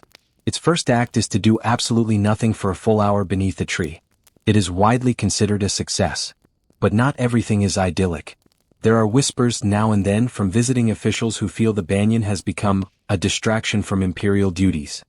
A memo arrives suggesting the garrison is becoming philosophically overextended. Edward reads it, chuckles, and pins it to the banyan's trunk under a sign that reads, "Exhibits and mistaken priorities." Still, there's a tension that builds quietly in the background. You sense it in the way some officers glance around before quoting poetry. You feel it in how Edward now takes his morning walks earlier before the camp fully wakes. You hear it in the rustle of the leaves which seem to say, "Nothing lasts forever." One night, you and Edward sit together under the tree, the moon a perfect disk above, the air still and expectant. "Do you think they'll shut it down?" you ask. "Eventually," he says. "Everything gentle gets bulldozed eventually." You nod, and neither of you speak for a long time. But when you rise to leave, he places a hand on the bark and says, "But not yet. Not tonight."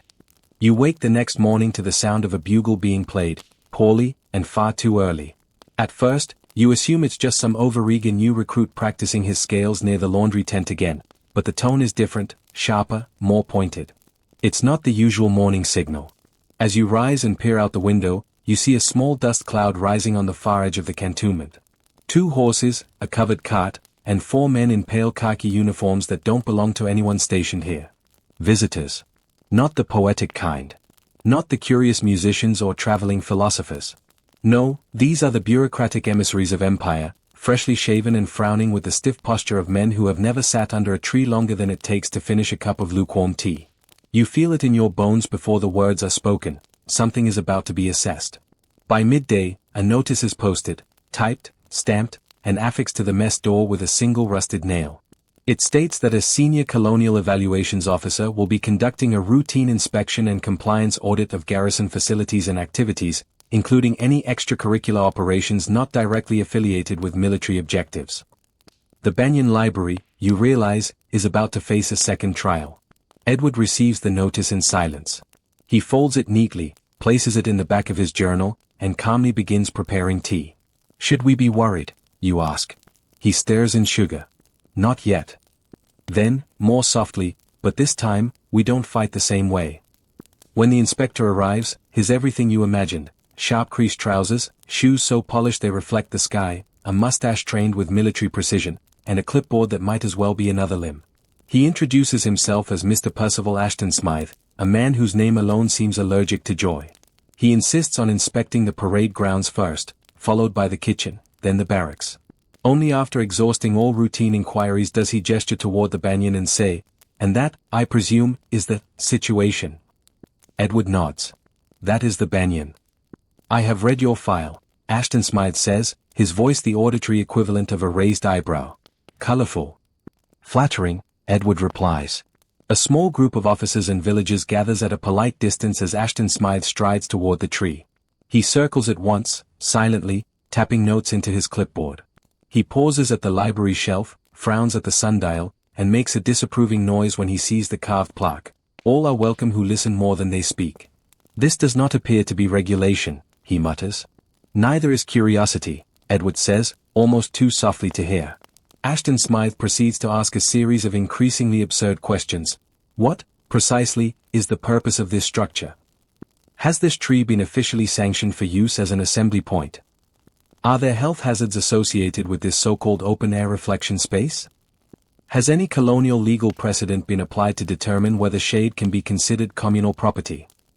Edward responds with maddening calm to each one, quoting passages from his previous trial notes, excerpts from classical philosophy, and, at one point, a recipe for ginger biscuits.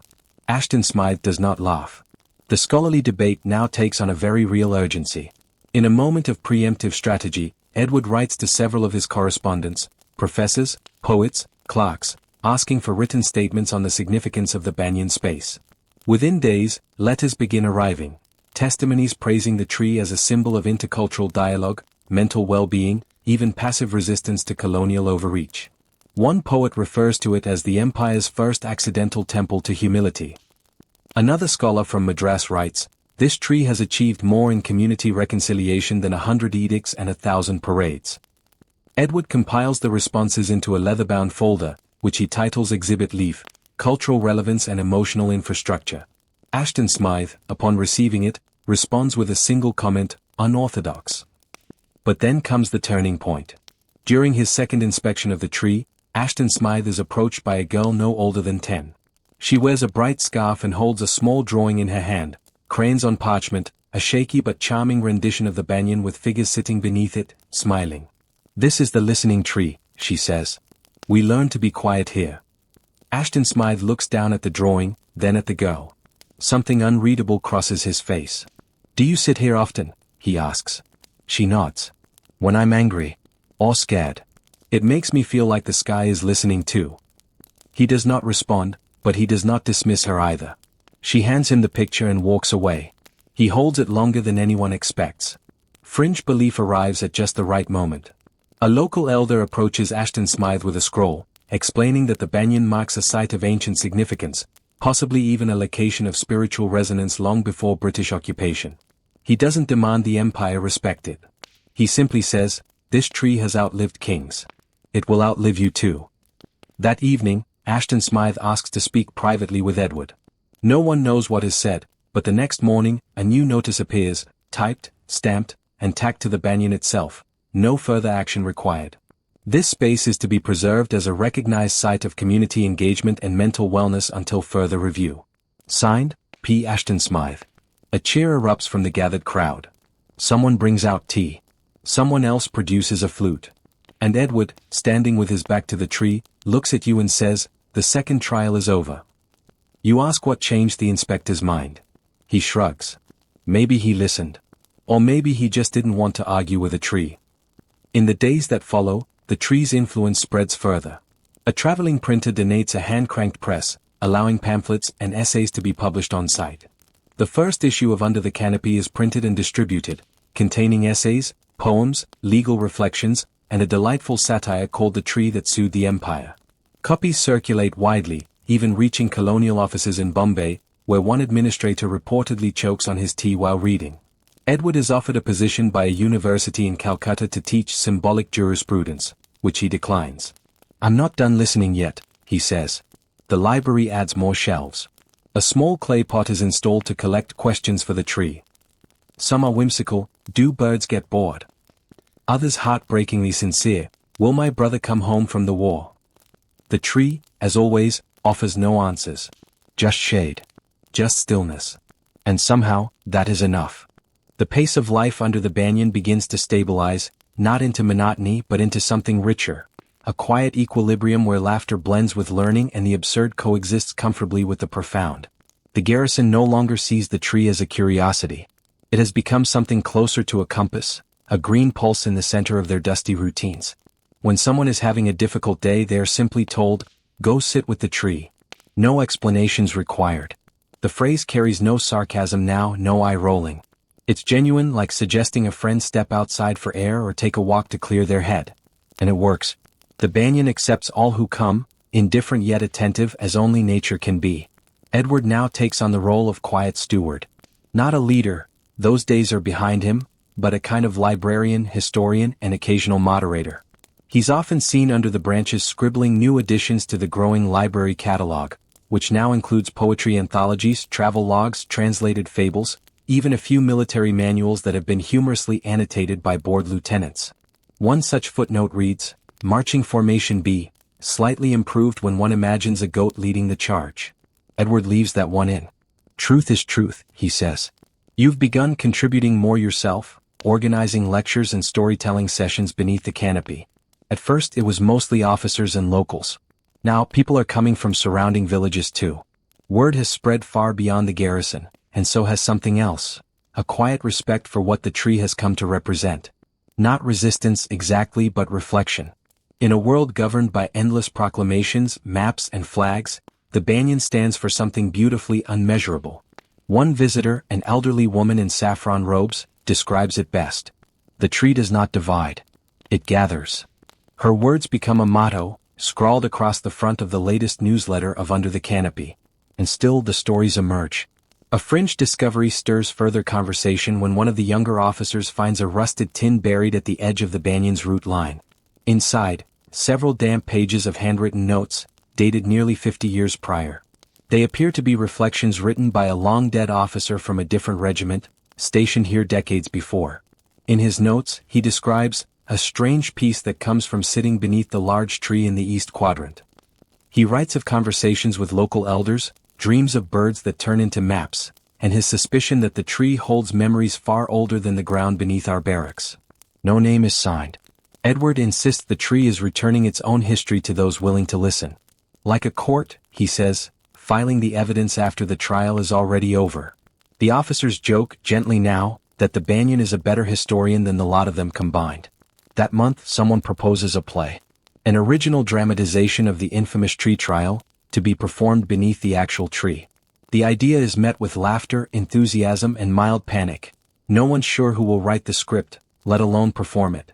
But soon enough, roles are cast, scenes are sketched out, and rehearsals begin.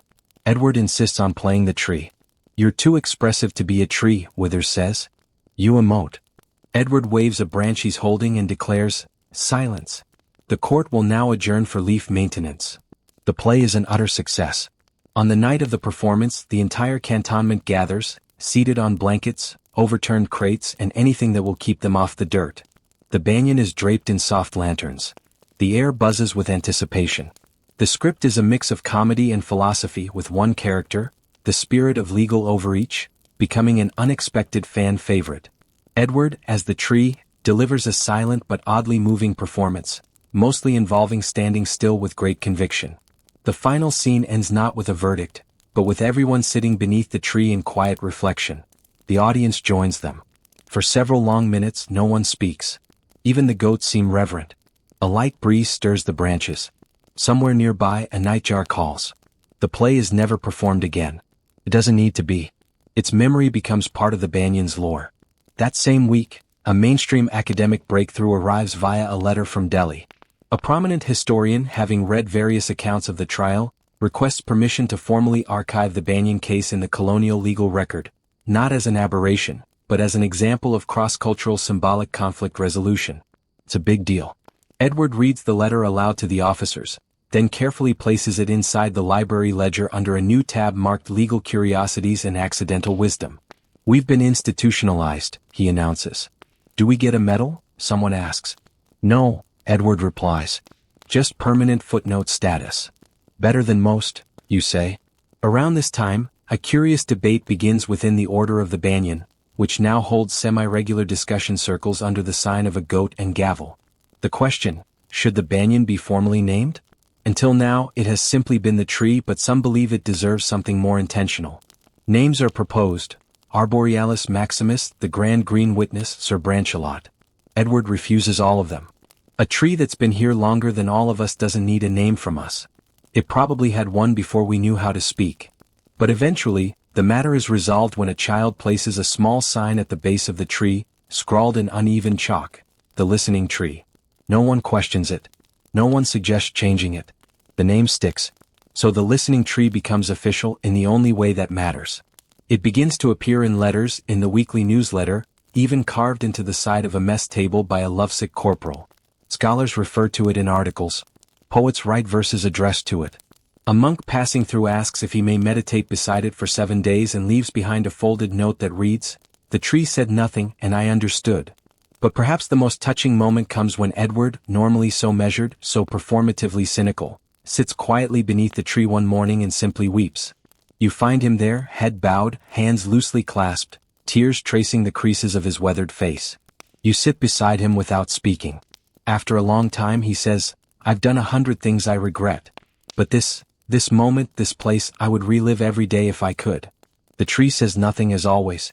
But the breeze picks up for just a second, and a single leaf drifts down, landing in Edward's lap. He nods. Message received. You begin to notice something curious in the weeks that follow Edward's quiet moment beneath the tree, something subtle, like the way a song fades without you realizing it's over.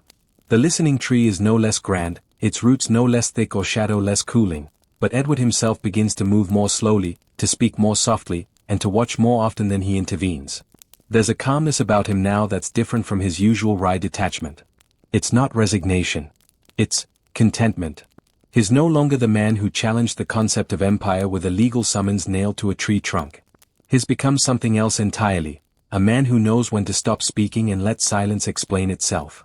The rest of the garrison adapts to this subtle shift. The routines under the banyan become quieter, more reverent. There's less arguing during discussions, fewer attempts to be clever for cleverness' sake.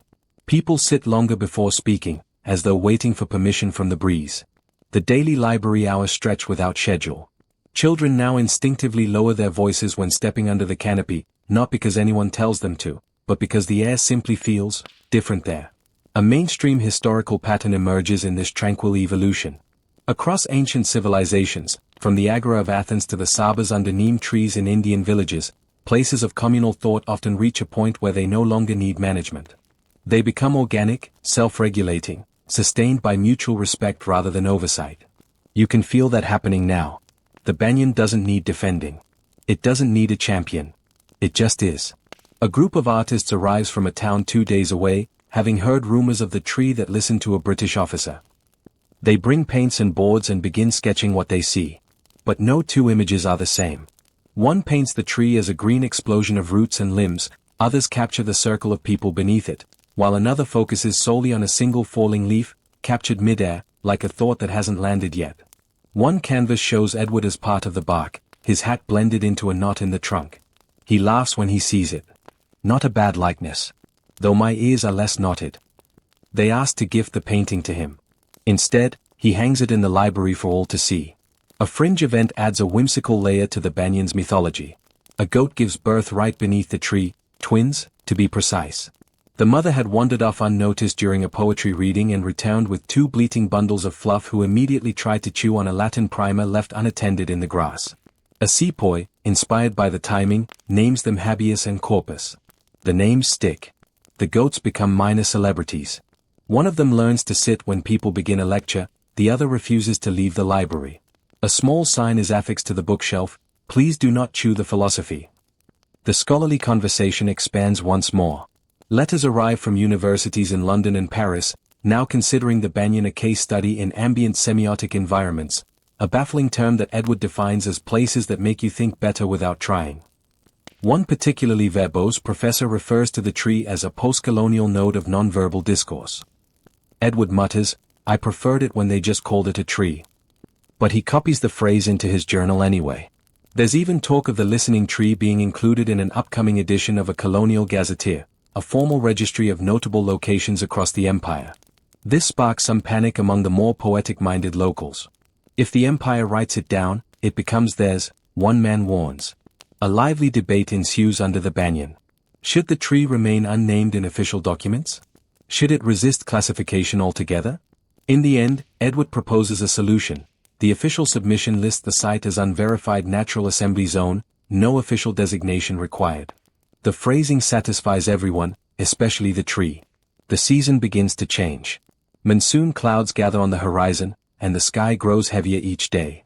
The rains will return soon, and with them the slow rhythm of wet days and puddled nights.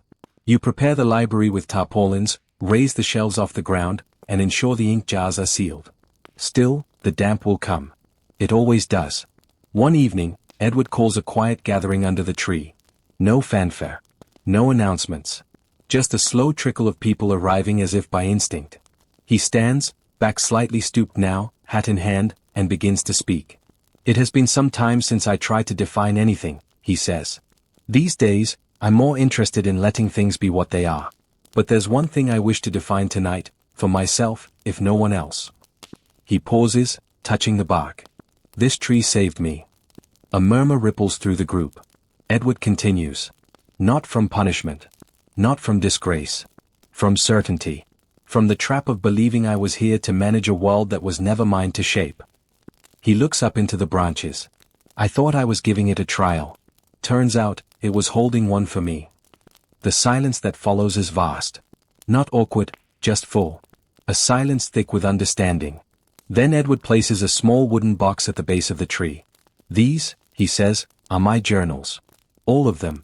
Let them stay here, if the tree wants them." And with that, he steps back. Someone begins to hum. Another joins. It's not a song anyone knows.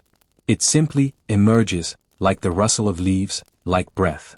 And the tree, in its infinite indifference, accepts it all. That night, after the gathering disperses, you sit beneath the banyan alone. The lamps have gone out. The stars peek through the canopy. The tree looms above you, not threatening, not comforting, just present.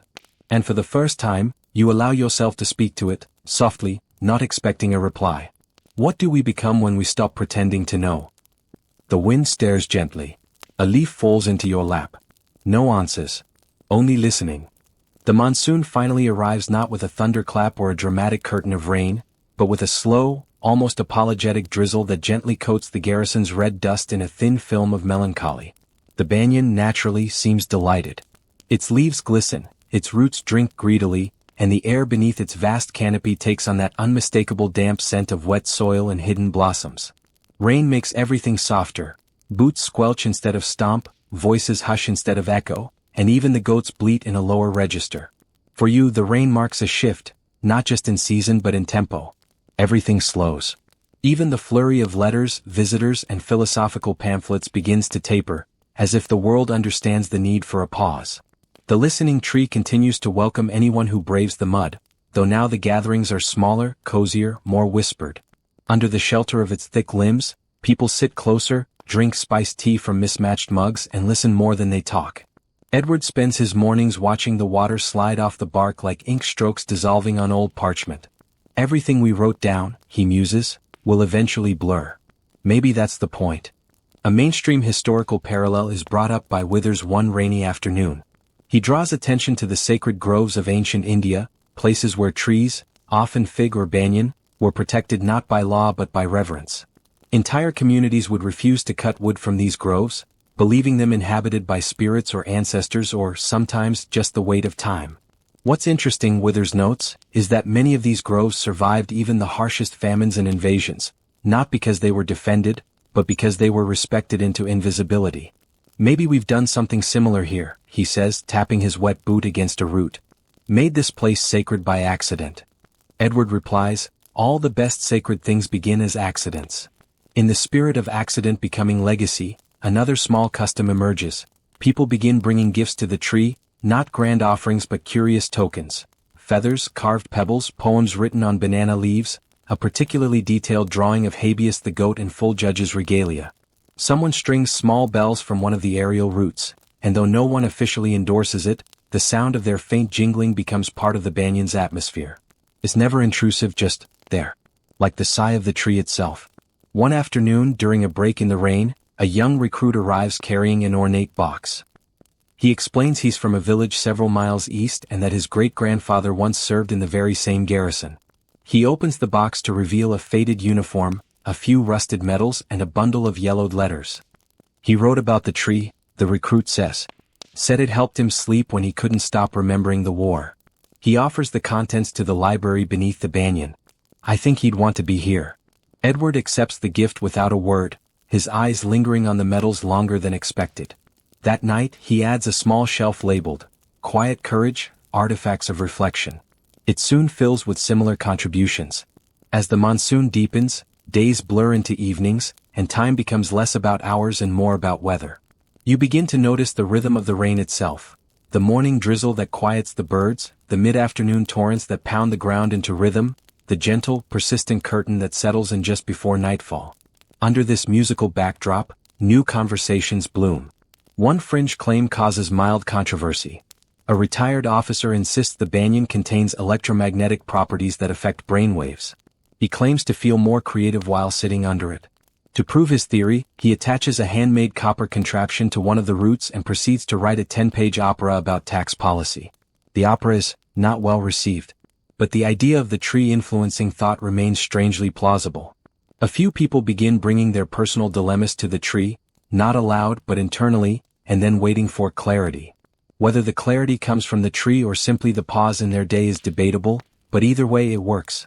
Even Ashton Smythe returns unexpectedly, during a break in his new posting further south. He does not announce his arrival. He simply appears one morning, soaked from the road, and sits under the tree without ceremony. Edward greets him with a nod and a cup of tea. They sit together for nearly an hour in silence. When Ashton Smythe finally speaks, it's to say, "I miss the quiet here." Edward gestures to the surrounding branches. It's not that the world is quieter. It's just that this place doesn't interrupt. Ashton Smythe offers a faint smile. "They're trying to name a street after me in Calcutta." Edward's response is immediate. "Tell them to plant a tree instead." That evening the rain intensifies. The entire camp retreats under makeshift awnings, except for a small group that remains beneath the banyan, listening to the droplets thud against leaves and soil. Someone begins reciting a passage from one of Edward's old journals. The passage reads, "When you live long enough beneath a tree, you begin to speak in seasons. You stop demanding answers and start shaping better questions." The crowd is quiet for a long time. Then someone asks, "What happens if the tree falls?" A heavy question. One you've all been avoiding. Edward doesn't answer at first. Then he says, "Then we remember. That's the real root of it, isn't it? Not that it stands, but that it stood. That we let it shape us." You don't sleep well that night. Not from anxiety but from a strange fullness. Like there's too much in your chest to exhale properly. You lie in your cot and listen to the tree sway in the rain, creaking gently like an old ship at sea. And you think about all that it holds. Words, secrets, laughter, sorrows, and the indescribable weight of things left unsaid. The next day, as if in answer to your thoughts, a new root appears, descending like a tentative question, slowly winding toward the earth. It doesn't touch down that day. But it will. Eventually. Like all truths. The new root doesn't go unnoticed. As the days stretch on, the soldiers, villages, even the goats watch it with the kind of quiet reverence usually reserved for miracles or comets. It's just a root, of course, just a gangly, finger-thin limb of fibrous growth descending from one of the banyan's older branches. But it seems to carry significance far beyond its biology.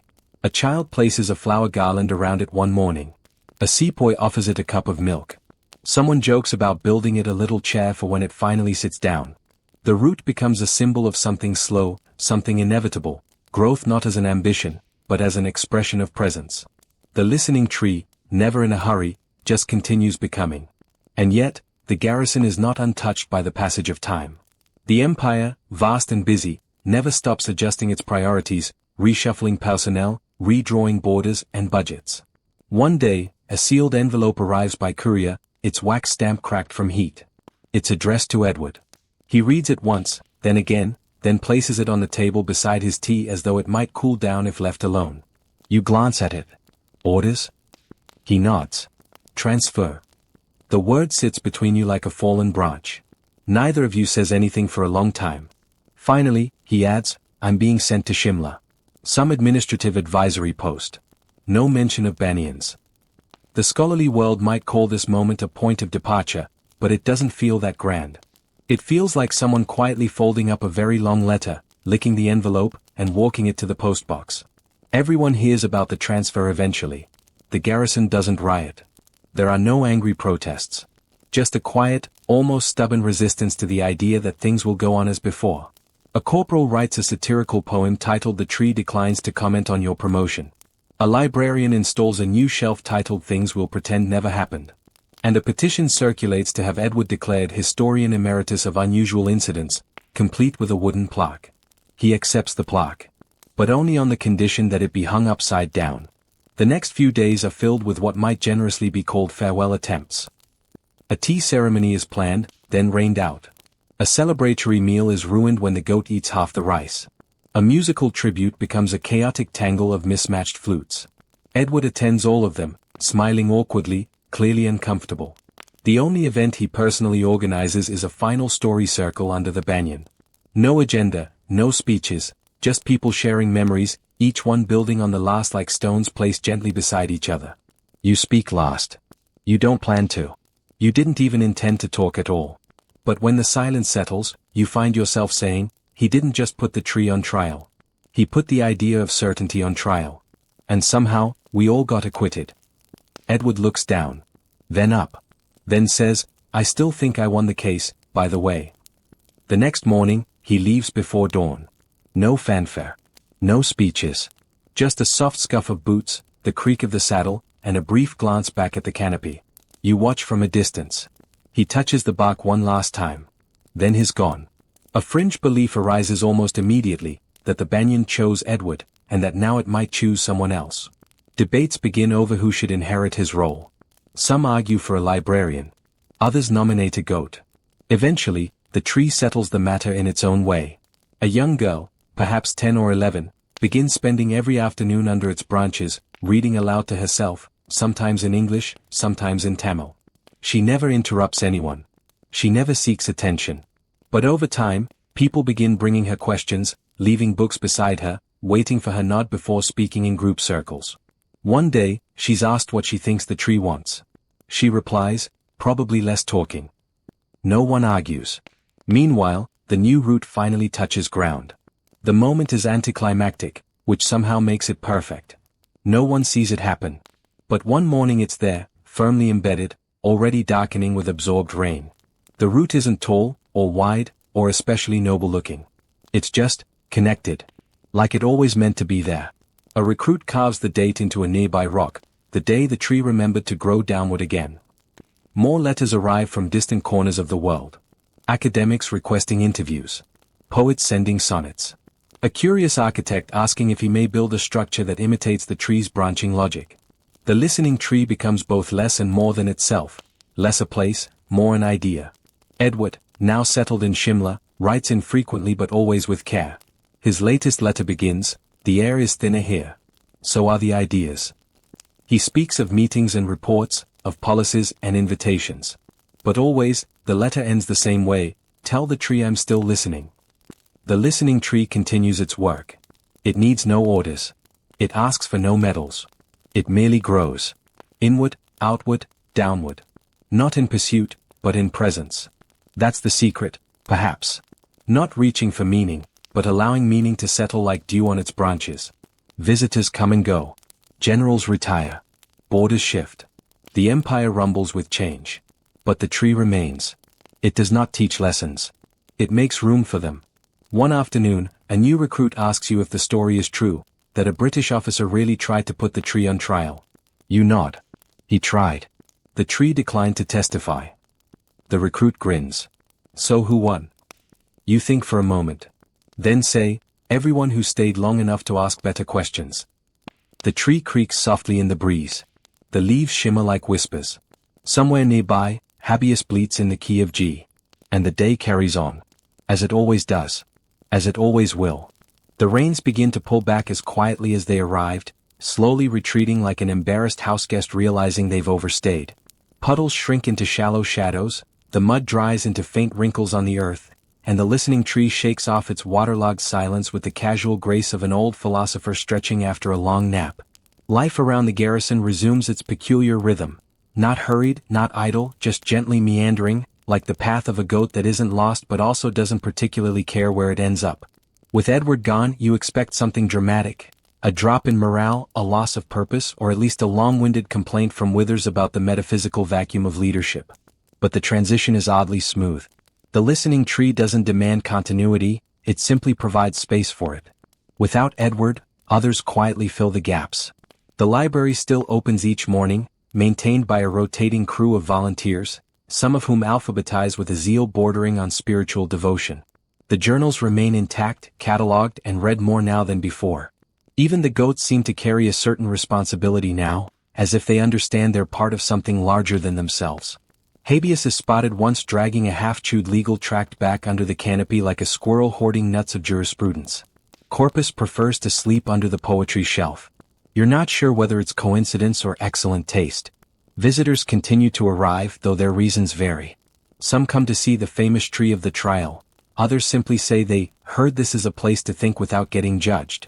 One man, an aging mathematician from Lahore, spends 3 days attempting to calculate the fractal pattern of the banyan's branches. His conclusion? It's a living equation with no solution.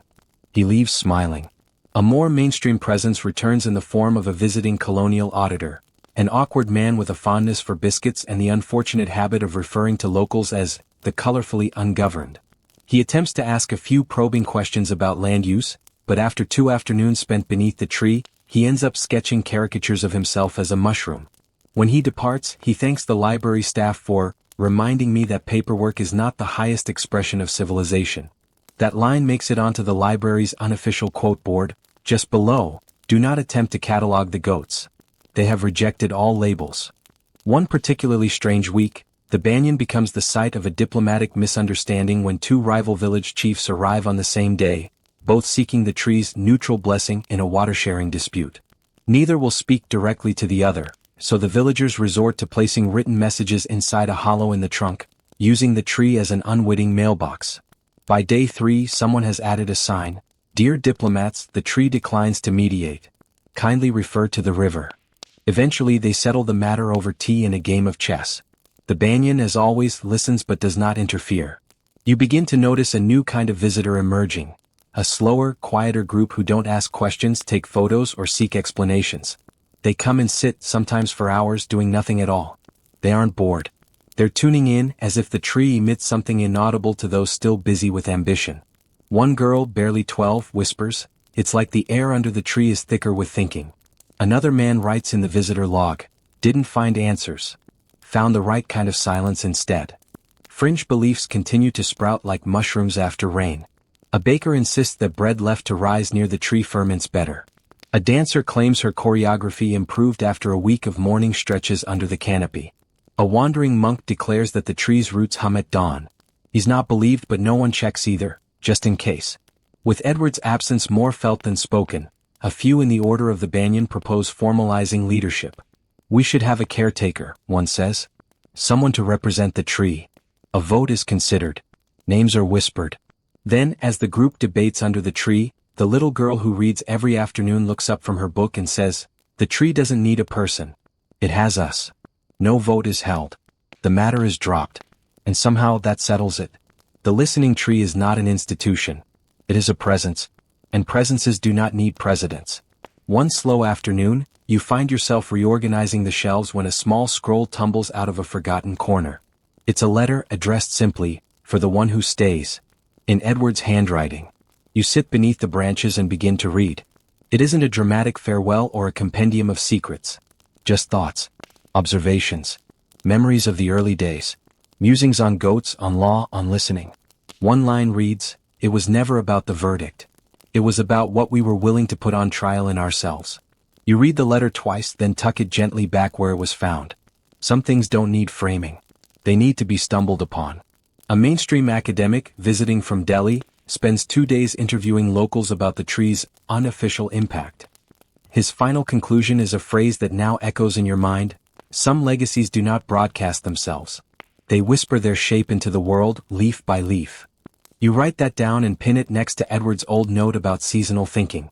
You realize the tree isn't frozen in time. It's growing. Slowly, subtly, but undeniably. The new root is now thick enough to cast its own sliver of shadow. Another aerial limb begins to dangle, hesitant and hopeful. In a few years, it too will touch the ground. You're watching the listening tree become not just larger, but denser, more connected. Its canopy isn't expanding as much as knitting itself closer together. Like a thought becoming complete. There's a quiet morning, not long after the last rain, when you wake before dawn and walk alone to the banyan. The air is soft and golden. The world hasn't stirred yet. You sit with your back to the bark and close your eyes. You listen, not for birds or footsteps or goat bleats, but for that deeper hum, the one that pulses just beneath waking. You don't hear anything. And yet, everything inside you feels spoken to. And that, perhaps, is the tree's final argument. You begin to notice how life now organizes itself gently around the listening tree without anyone really trying. There's no official schedule, no handbook, no central figure issuing orders or plans. But things happen, and they happen smoothly, almost rhythmically, like breath. Someone decides that Tuesdays are for quiet reading. No one announces it, but every Tuesday, like clockwork, a few people show up with books, sit beneath the branches, and simply read. A tea seller begins setting up a little cart at the edge of the roots during these impromptu book days, serving tiny earthen cups of chai sweet enough to inspire philosophical meanderings. A retired officer begins teaching Tamil proverbs to whoever will listen on Thursdays. His lessons are peppered with dry wit, occasional impressions of goats, and stories of his own misadventures, one of which involves accidentally addressing a colonel as "your honorable teacup." The banyan, as always, watches silently, shading everyone equally whether they're quoting Aristotle or sneezing into their handkerchiefs. A new fringe behavior emerges that no one admits starting. Visitors begin bringing chairs, not to sit on, but to leave behind. Not fancy chairs, just whatever they have, worn stools, rickety benches, even one velvet armchair so lopsided it seems to be bowing permanently to the tree. Over time, the grove under the canopy becomes an eclectic forest of furniture.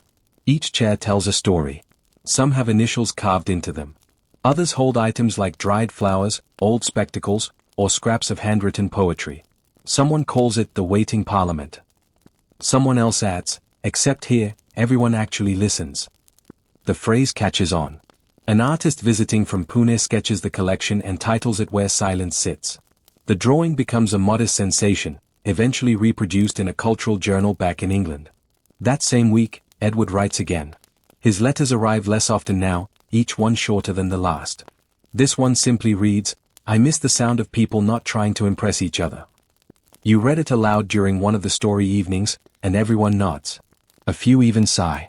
There is a sense that Edward is still under the tree, somehow, threaded into the bark, the books, the benches.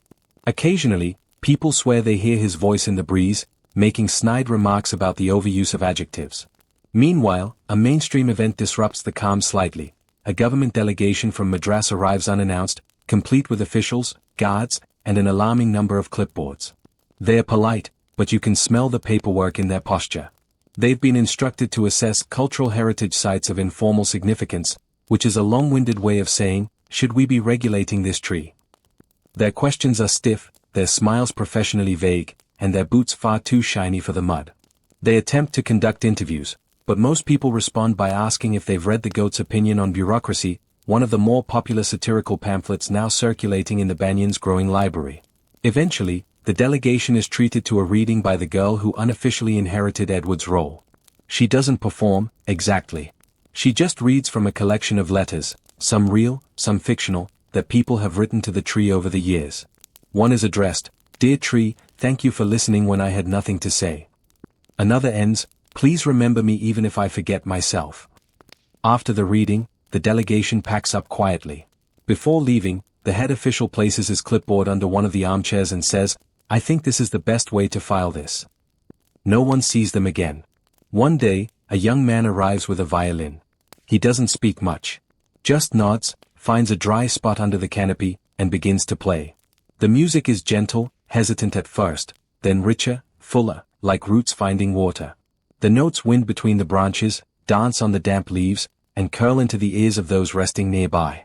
It's the first time you've heard music under the tree that isn't accidental, like humming or wind chimes, but intentional. Afterward, the man stands, bows slightly to the banyan, and leaves without saying a word. Over the next weeks, others bring instruments. A flute, a tanpura, even a harmonium. Not every performance is good, but none of them are wasted. The listening tree becomes a kind of temple of untrained music, pure, heartfelt, offered not for applause but for atmosphere. One visiting poet coins the term banyan acoustics to describe the unique echo and hush that the tree seems to lend to any sound made beneath it. Fringe theorists become obsessed with this, suggesting the tree might be subtly altering air pressure or encouraging certain resonant frequencies. You're more inclined to believe the tree is just quietly appreciative of anything sincere. A debate arises again, the same one that returns every few months. Should a plaque be placed at the base of the tree to explain its story? Some say yes, to honor Edward, to educate visitors, to preserve the tale. Others say no, to keep the mystery, to let the story remain oral, like breath shared between friends. In the end, a compromise emerges. A small wooden box is placed near the trunk. Inside are scrolls, each one containing a different version of the story, some factual, some poetic, some completely unhinged. Visitors are invited to read one and, if they wish, to write their own. The box is labeled, Choose the Truth You Need Today. One scroll reads, A man tried to own a tree and ended up giving it away. Another, The tree was never on trial. We were. Another, scrawled in childish handwriting, Tree smart. Man silly. Goat boss. That one gets laminated. The tree, it seems, has begun collecting its own mythology. Slowly, without ceremony, the listening tree becomes more than its parts. It's no longer just a banyan in a dusty garrison. It's a memory, a presence, a ritual without rules. Scholars will continue to argue about its meaning. Fringe believers will claim it heals dreams. But you, who have watched it grow root by root, know the truth is simpler and more complicated. The tree never changed. You did. And in doing so, the world around you began to shift. You wake one morning to a curious sound, not the bleat of habeas or corpus, not the rustling of branches or the musical drip of dew, but a rhythmic tap-tap-tap, like the knocking of an idea trying to be let in.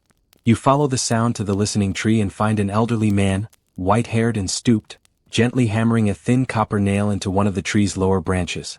Tied to the nail is a tiny bell, barely audible unless the breeze feels particularly mischievous. You watch in silence. When he's done, he turns to you and says, "This bell belonged to my wife. She always said trees were the best listeners. Figured I'd give her voice something to talk to." You nod, unsure of what to say. The man smiles. "Don't worry. I asked permission." You glance at the tree and somehow you believe him. After that, others begin adding small, respectful offerings, not out of superstition but sentiment. A button from a coat long outgrown. A sliver of sandalwood carved into the shape of a book. One person leaves a pocket mirror with a note that says, "So the tree can see itself too." The listening tree doesn't protest. If it minds the adornments, it gives no sign. Instead, it stands as it always has, welcoming, immense, and quietly indifferent. That quiet is exactly what a visiting professor of linguistics claims is the tree's greatest contribution to colonial history. It created a zone of low verbal pressure, he says during an impromptu lecture beneath the canopy. A space where language paused long enough to hear itself think. He's promptly interrupted by a goat sneezing directly onto his notes, and the crowd agrees that perhaps the tree prefers its lectures unscripted.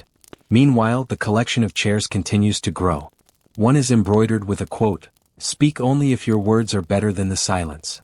Another, donated by a retired judge, has a legal citation etched into the seat.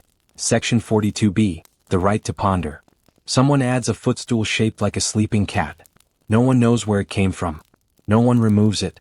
The scholarly debate around the listening tree expands yet again with the arrival of an ethnobotanist from Calcutta. She's interested in the tree's roots, not metaphorically but biologically. "Do you realize," she tells you one morning, "that this particular banyan has exhibited radial symmetry in its aerial root descent rarely documented outside sacred groves?" You blink. She clarifies, "It grows beautifully. Even scientifically." She conducts soil tests, measures leaf patterns, and eventually concludes that the tree is a natural archive of atmospheric history. She believes it absorbs not only water and nutrients but moods. "It's like it remembers how people felt," she whispers. You wonder if she's being poetic or scientific. Then she hands you a small pouch of soil. "For your pocket," she says. "In case you forget how to feel quiet." The tree in the meantime continues doing what it does best. Nothing. Or rather, it continues doing nothing so thoroughly and with such grace that it becomes something. An anchor in the river of change. People now refer to their time at the tree the way others speak of long walks or important dreams. "I was under the listening tree when I decided to forgive him. That idea came to me beneath the banyan." I remembered her laugh again, right there next to the root that loops like a question mark. Even those who only visit briefly seem to carry something away with them, as if the silence tucked a thought into their pocket when they weren't looking. One afternoon, a child climbs higher into the tree than anyone ever has. A collective gasp rises from the onlookers, but no one shouts. No one calls her down. She perches there, swaying gently, and after a few minutes she yells, "It feels like the sky is listening too." A murmur of agreement runs through the group. The child climbs down safely. She's handed a slice of mango and a book of fables as a prize for bravery. That night, you find yourself sitting under the tree long after everyone else has gone. The moonlight filters through the leaves, casting lace-like patterns on the grass. You hear the copper bell chime faintly, like a memory you haven't had yet. And you think, how strange it is that something so rooted can make people feel so free. Another fringe theory gains traction during this period. The tree, some claim, is slowly becoming sentient. Not in a sci-fi sense, not blinking or speaking or typing out moral advice on a chalkboard, but aware. Aware in the way a pond reflects light or the way old furniture molds to your shape. It adjusts to you. It absorbs you. It doesn't impose wisdom, it echoes it. In a letter you find tucked into one of the story scrolls, someone writes, "I think the tree is dreaming us. That we're all just thoughts in its nap." You chuckle. You don't believe it. Not really. But you also don't dismiss it. That's the gift of the listening tree. It creates space for belief without demanding it. A mainstream development nudges the tree into wider notice. A popular magazine back in Britain publishes a photo essay titled, "The Tree That Held Court." It includes images of Edward, the goats, the library, and the increasingly whimsical collection of furniture. The article is sympathetic, curious, and just irreverent enough to attract attention. Suddenly, requests arrive from across the empire.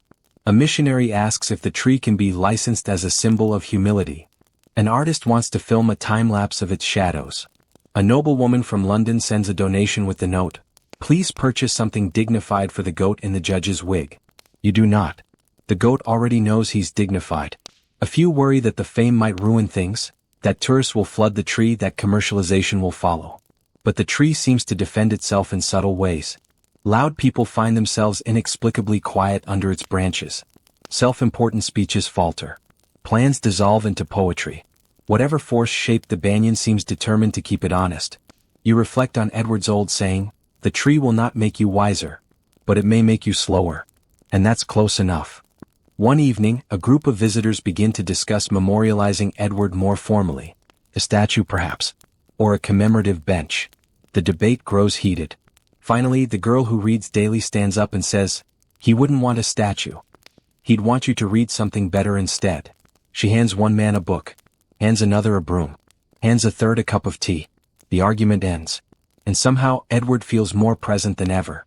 The listening tree continues. It does not age the way people do. It creaks, it bends, it grows. Its roots thicken. Its shadow shifts. But it does not fade. Every day it welcomes the world and does what few things can. It listens without needing to reply. You begin to suspect that the tree has acquired a subtle sense of humor. Not in any overt way, it doesn't crack jokes or sprout branches in the shape of exclamation marks, but in the way it quietly rearranges people's expectations. A visiting philosopher from Bombay arrives intent on recording the metaphysical implications of arboreal passivity, but ends up spending 3 hours plucking weeds from the garden beds around the roots, then leaves with dirt under his nails and a smile on his face. "I came for theories," he says, "but I think I found compost instead." He writes a short essay titled The Humble Shrug of Trees, leaves a copy in the library, and never returns. The tree is not offended. The girl who's gradually become the de facto steward of the banyan continues her quiet reign, not with authority, but with steadiness. She reads daily, listens generously, and answers nearly every complex question with either a quote from a book or a gentle, "Why do you ask?" Adults are quietly humbled by her presence. One retired major jokingly refers to her as the smallest general I've ever served under. The nickname sticks. People start calling her General Quiet. She doesn't seem to mind. One day, someone brings a battered harmonium and leaves it under the tree, with a sign that says, "Play if you're not in a rush." Over time, it becomes a fixture of the landscape. You hear it at odd hours, soft notes meandering through the branches, drifting into the sleepy corners of the garrison. There's no schedule, no instruction. People simply play when they feel moved to, and often they stop mid-song, content to let silence finish the tune. A few start leaving short pieces of music behind, folded like notes inside the harmonium bench. These are not symphonies, they are lullabies, half-remembered jingles, the kind of tunes you hum when you think no one is listening. The tree listens anyway. A new fringe theory suggests that the tree subtly influences what people say under it, not in content, but in tone. A visiting school teacher insists that whenever he starts to raise his voice near the tree, he loses his train of thought. "It's like the tree punishes drama," he mutters. He ends up staying an extra week, whispering lessons to a group of curious students sprawled in the grass. He returns home with a notebook full of doodles and a newfound appreciation for not being the loudest person in the room. One evening, an elderly woman arrives, guided by her grandson. She's nearly blind and walks with a cane made from twisted sandalwood. She asks to sit near the root that looks like it's trying to touch its own shadow. You help her find the spot. She settles in and says, "My husband came here 60 years ago. Said the tree helped him decide to marry me. I figured I owed it a visit." She sits for nearly 2 hours, saying nothing, then whispers something into the bark and nods as if the tree whispered back. As she leaves, she presses a small locket into your hand. "Give this to the library," she says. "Or bury it near the goat. Either way." The locket contains a lock of hair and a scrap of poetry. We never finish what we start, but we begin again better. The library is slowly becoming a museum of unsent letters, personal artifacts, and whispered half-truths. Not curated in any traditional sense, but layered like sediment. People browse not to learn something specific, but to remember something vague. There's an entire shelf now labeled things left behind on purpose. No one checks it for theft. Nothing has ever gone missing. One mainstream publication sends a journalist to do a serious profile on the listening tree. He's young, brash, the kind of man who believes every story should end with a twist. He interviews people, scribbles notes, rolls his eyes at the goats. He scoffs at the idea of trees influencing thought. You've created a cult around an oversized hedge, he mutters during lunch. But something shifts on his third day. He stops asking questions. He starts writing slower. Then, on his final evening, you find him sitting under the banyan alone, eyes closed, lips barely moving. He leaves without saying goodbye. A week later, he sends a letter. Enclosed is a single sentence: "The story I was writing got very quiet, and I decided to listen instead." You pin that letter to the quote board. It's now one of the most copied phrases in the scroll box. Not long after, someone begins compiling the quotes into a bound volume. It's not printed in any formal way, just a handwritten anthology passed from visitor to visitor, updated constantly. The title? The Tree Said Nothing, So We Listened. You notice something else changing, not in the tree, but in those who spend time near it. People don't just pause here anymore. They take the pause with them. You overhear one traveler say, "I was about to argue with him, but I remembered the banyan." Another writes in the guest book, "I used to want to be right. Now I want to be still." Even habeas and corpus, though unchanged in bleating and chewing habits, seem to glow with a sort of knowingness, as though aware they are part of something that has somehow transcended their rather chaotic personalities. You remember Edward once saying, "Goats are chaos with legs, but under this tree, even chaos sits down for tea."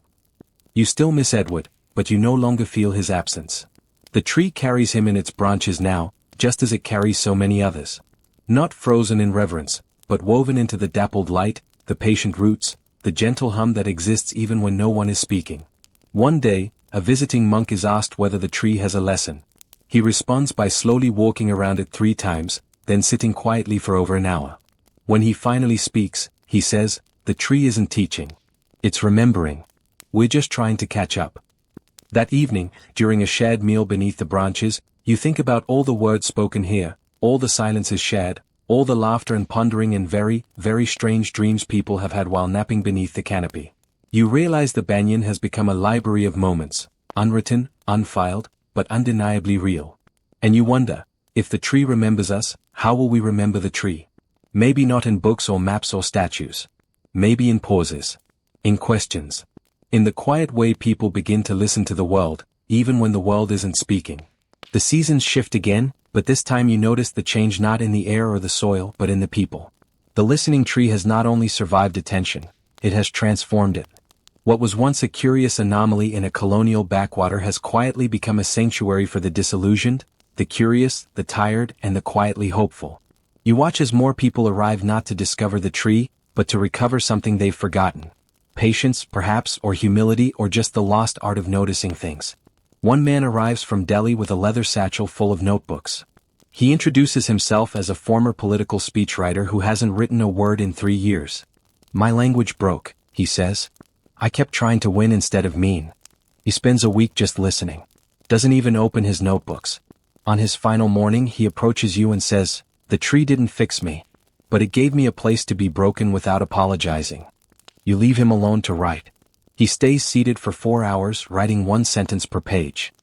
He leaves the notebook in the library's, not for anyone but still here shelf. Later, when you peek inside, you find a single line repeated 37 times. "This is not about me."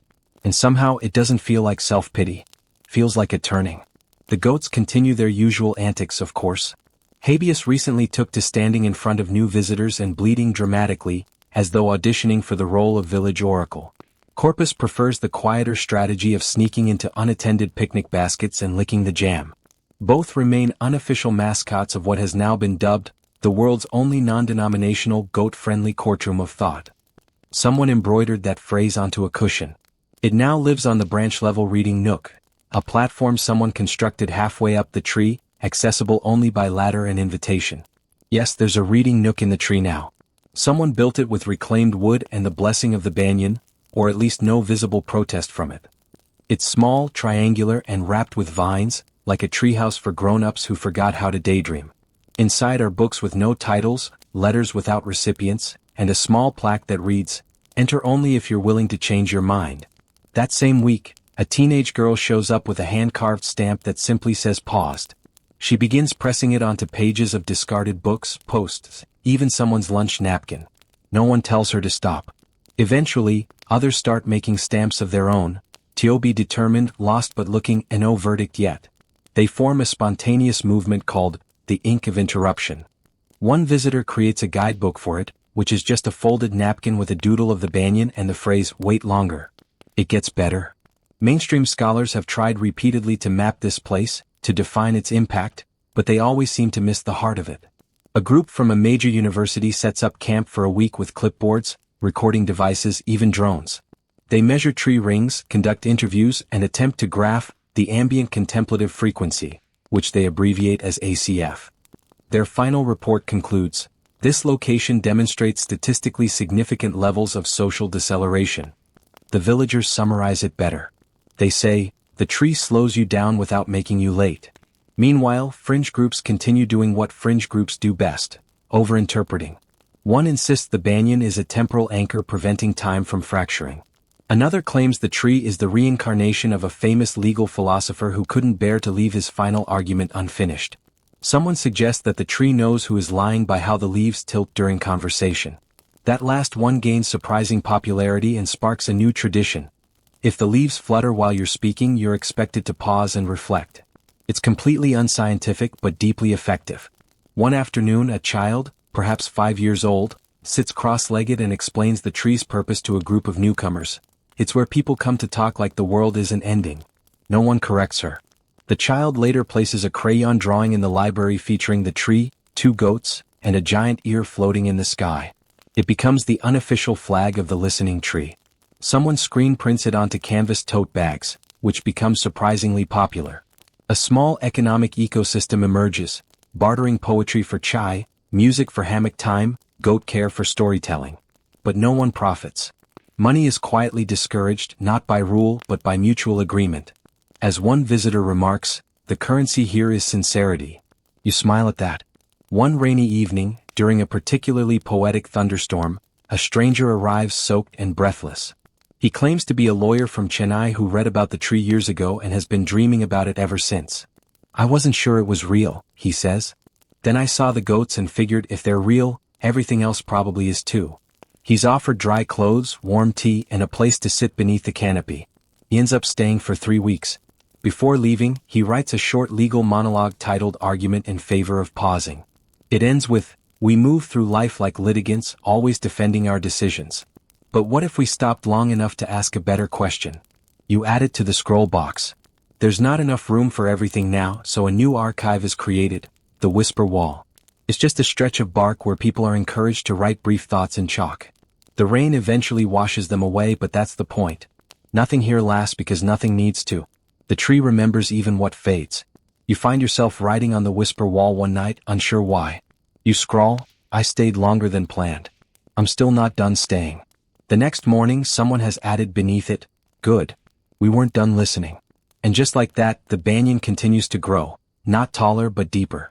The roots spread, the canopy thickens, the air itself seems more layered. You feel it not in temperature or humidity but in mood, as if the space itself is becoming wiser. Or maybe you're just more attuned to what was always there. Either way, you stop looking for meaning. You let it find you. And it does. Not with trumpets or revelations, but with soft breezes, warm chai, familiar bleats, and the slow joy of being heard without interruption. The listening tree, unchanged and unchanging, continues to cradle the ever-changing humans beneath its branches. And somehow that is more than enough.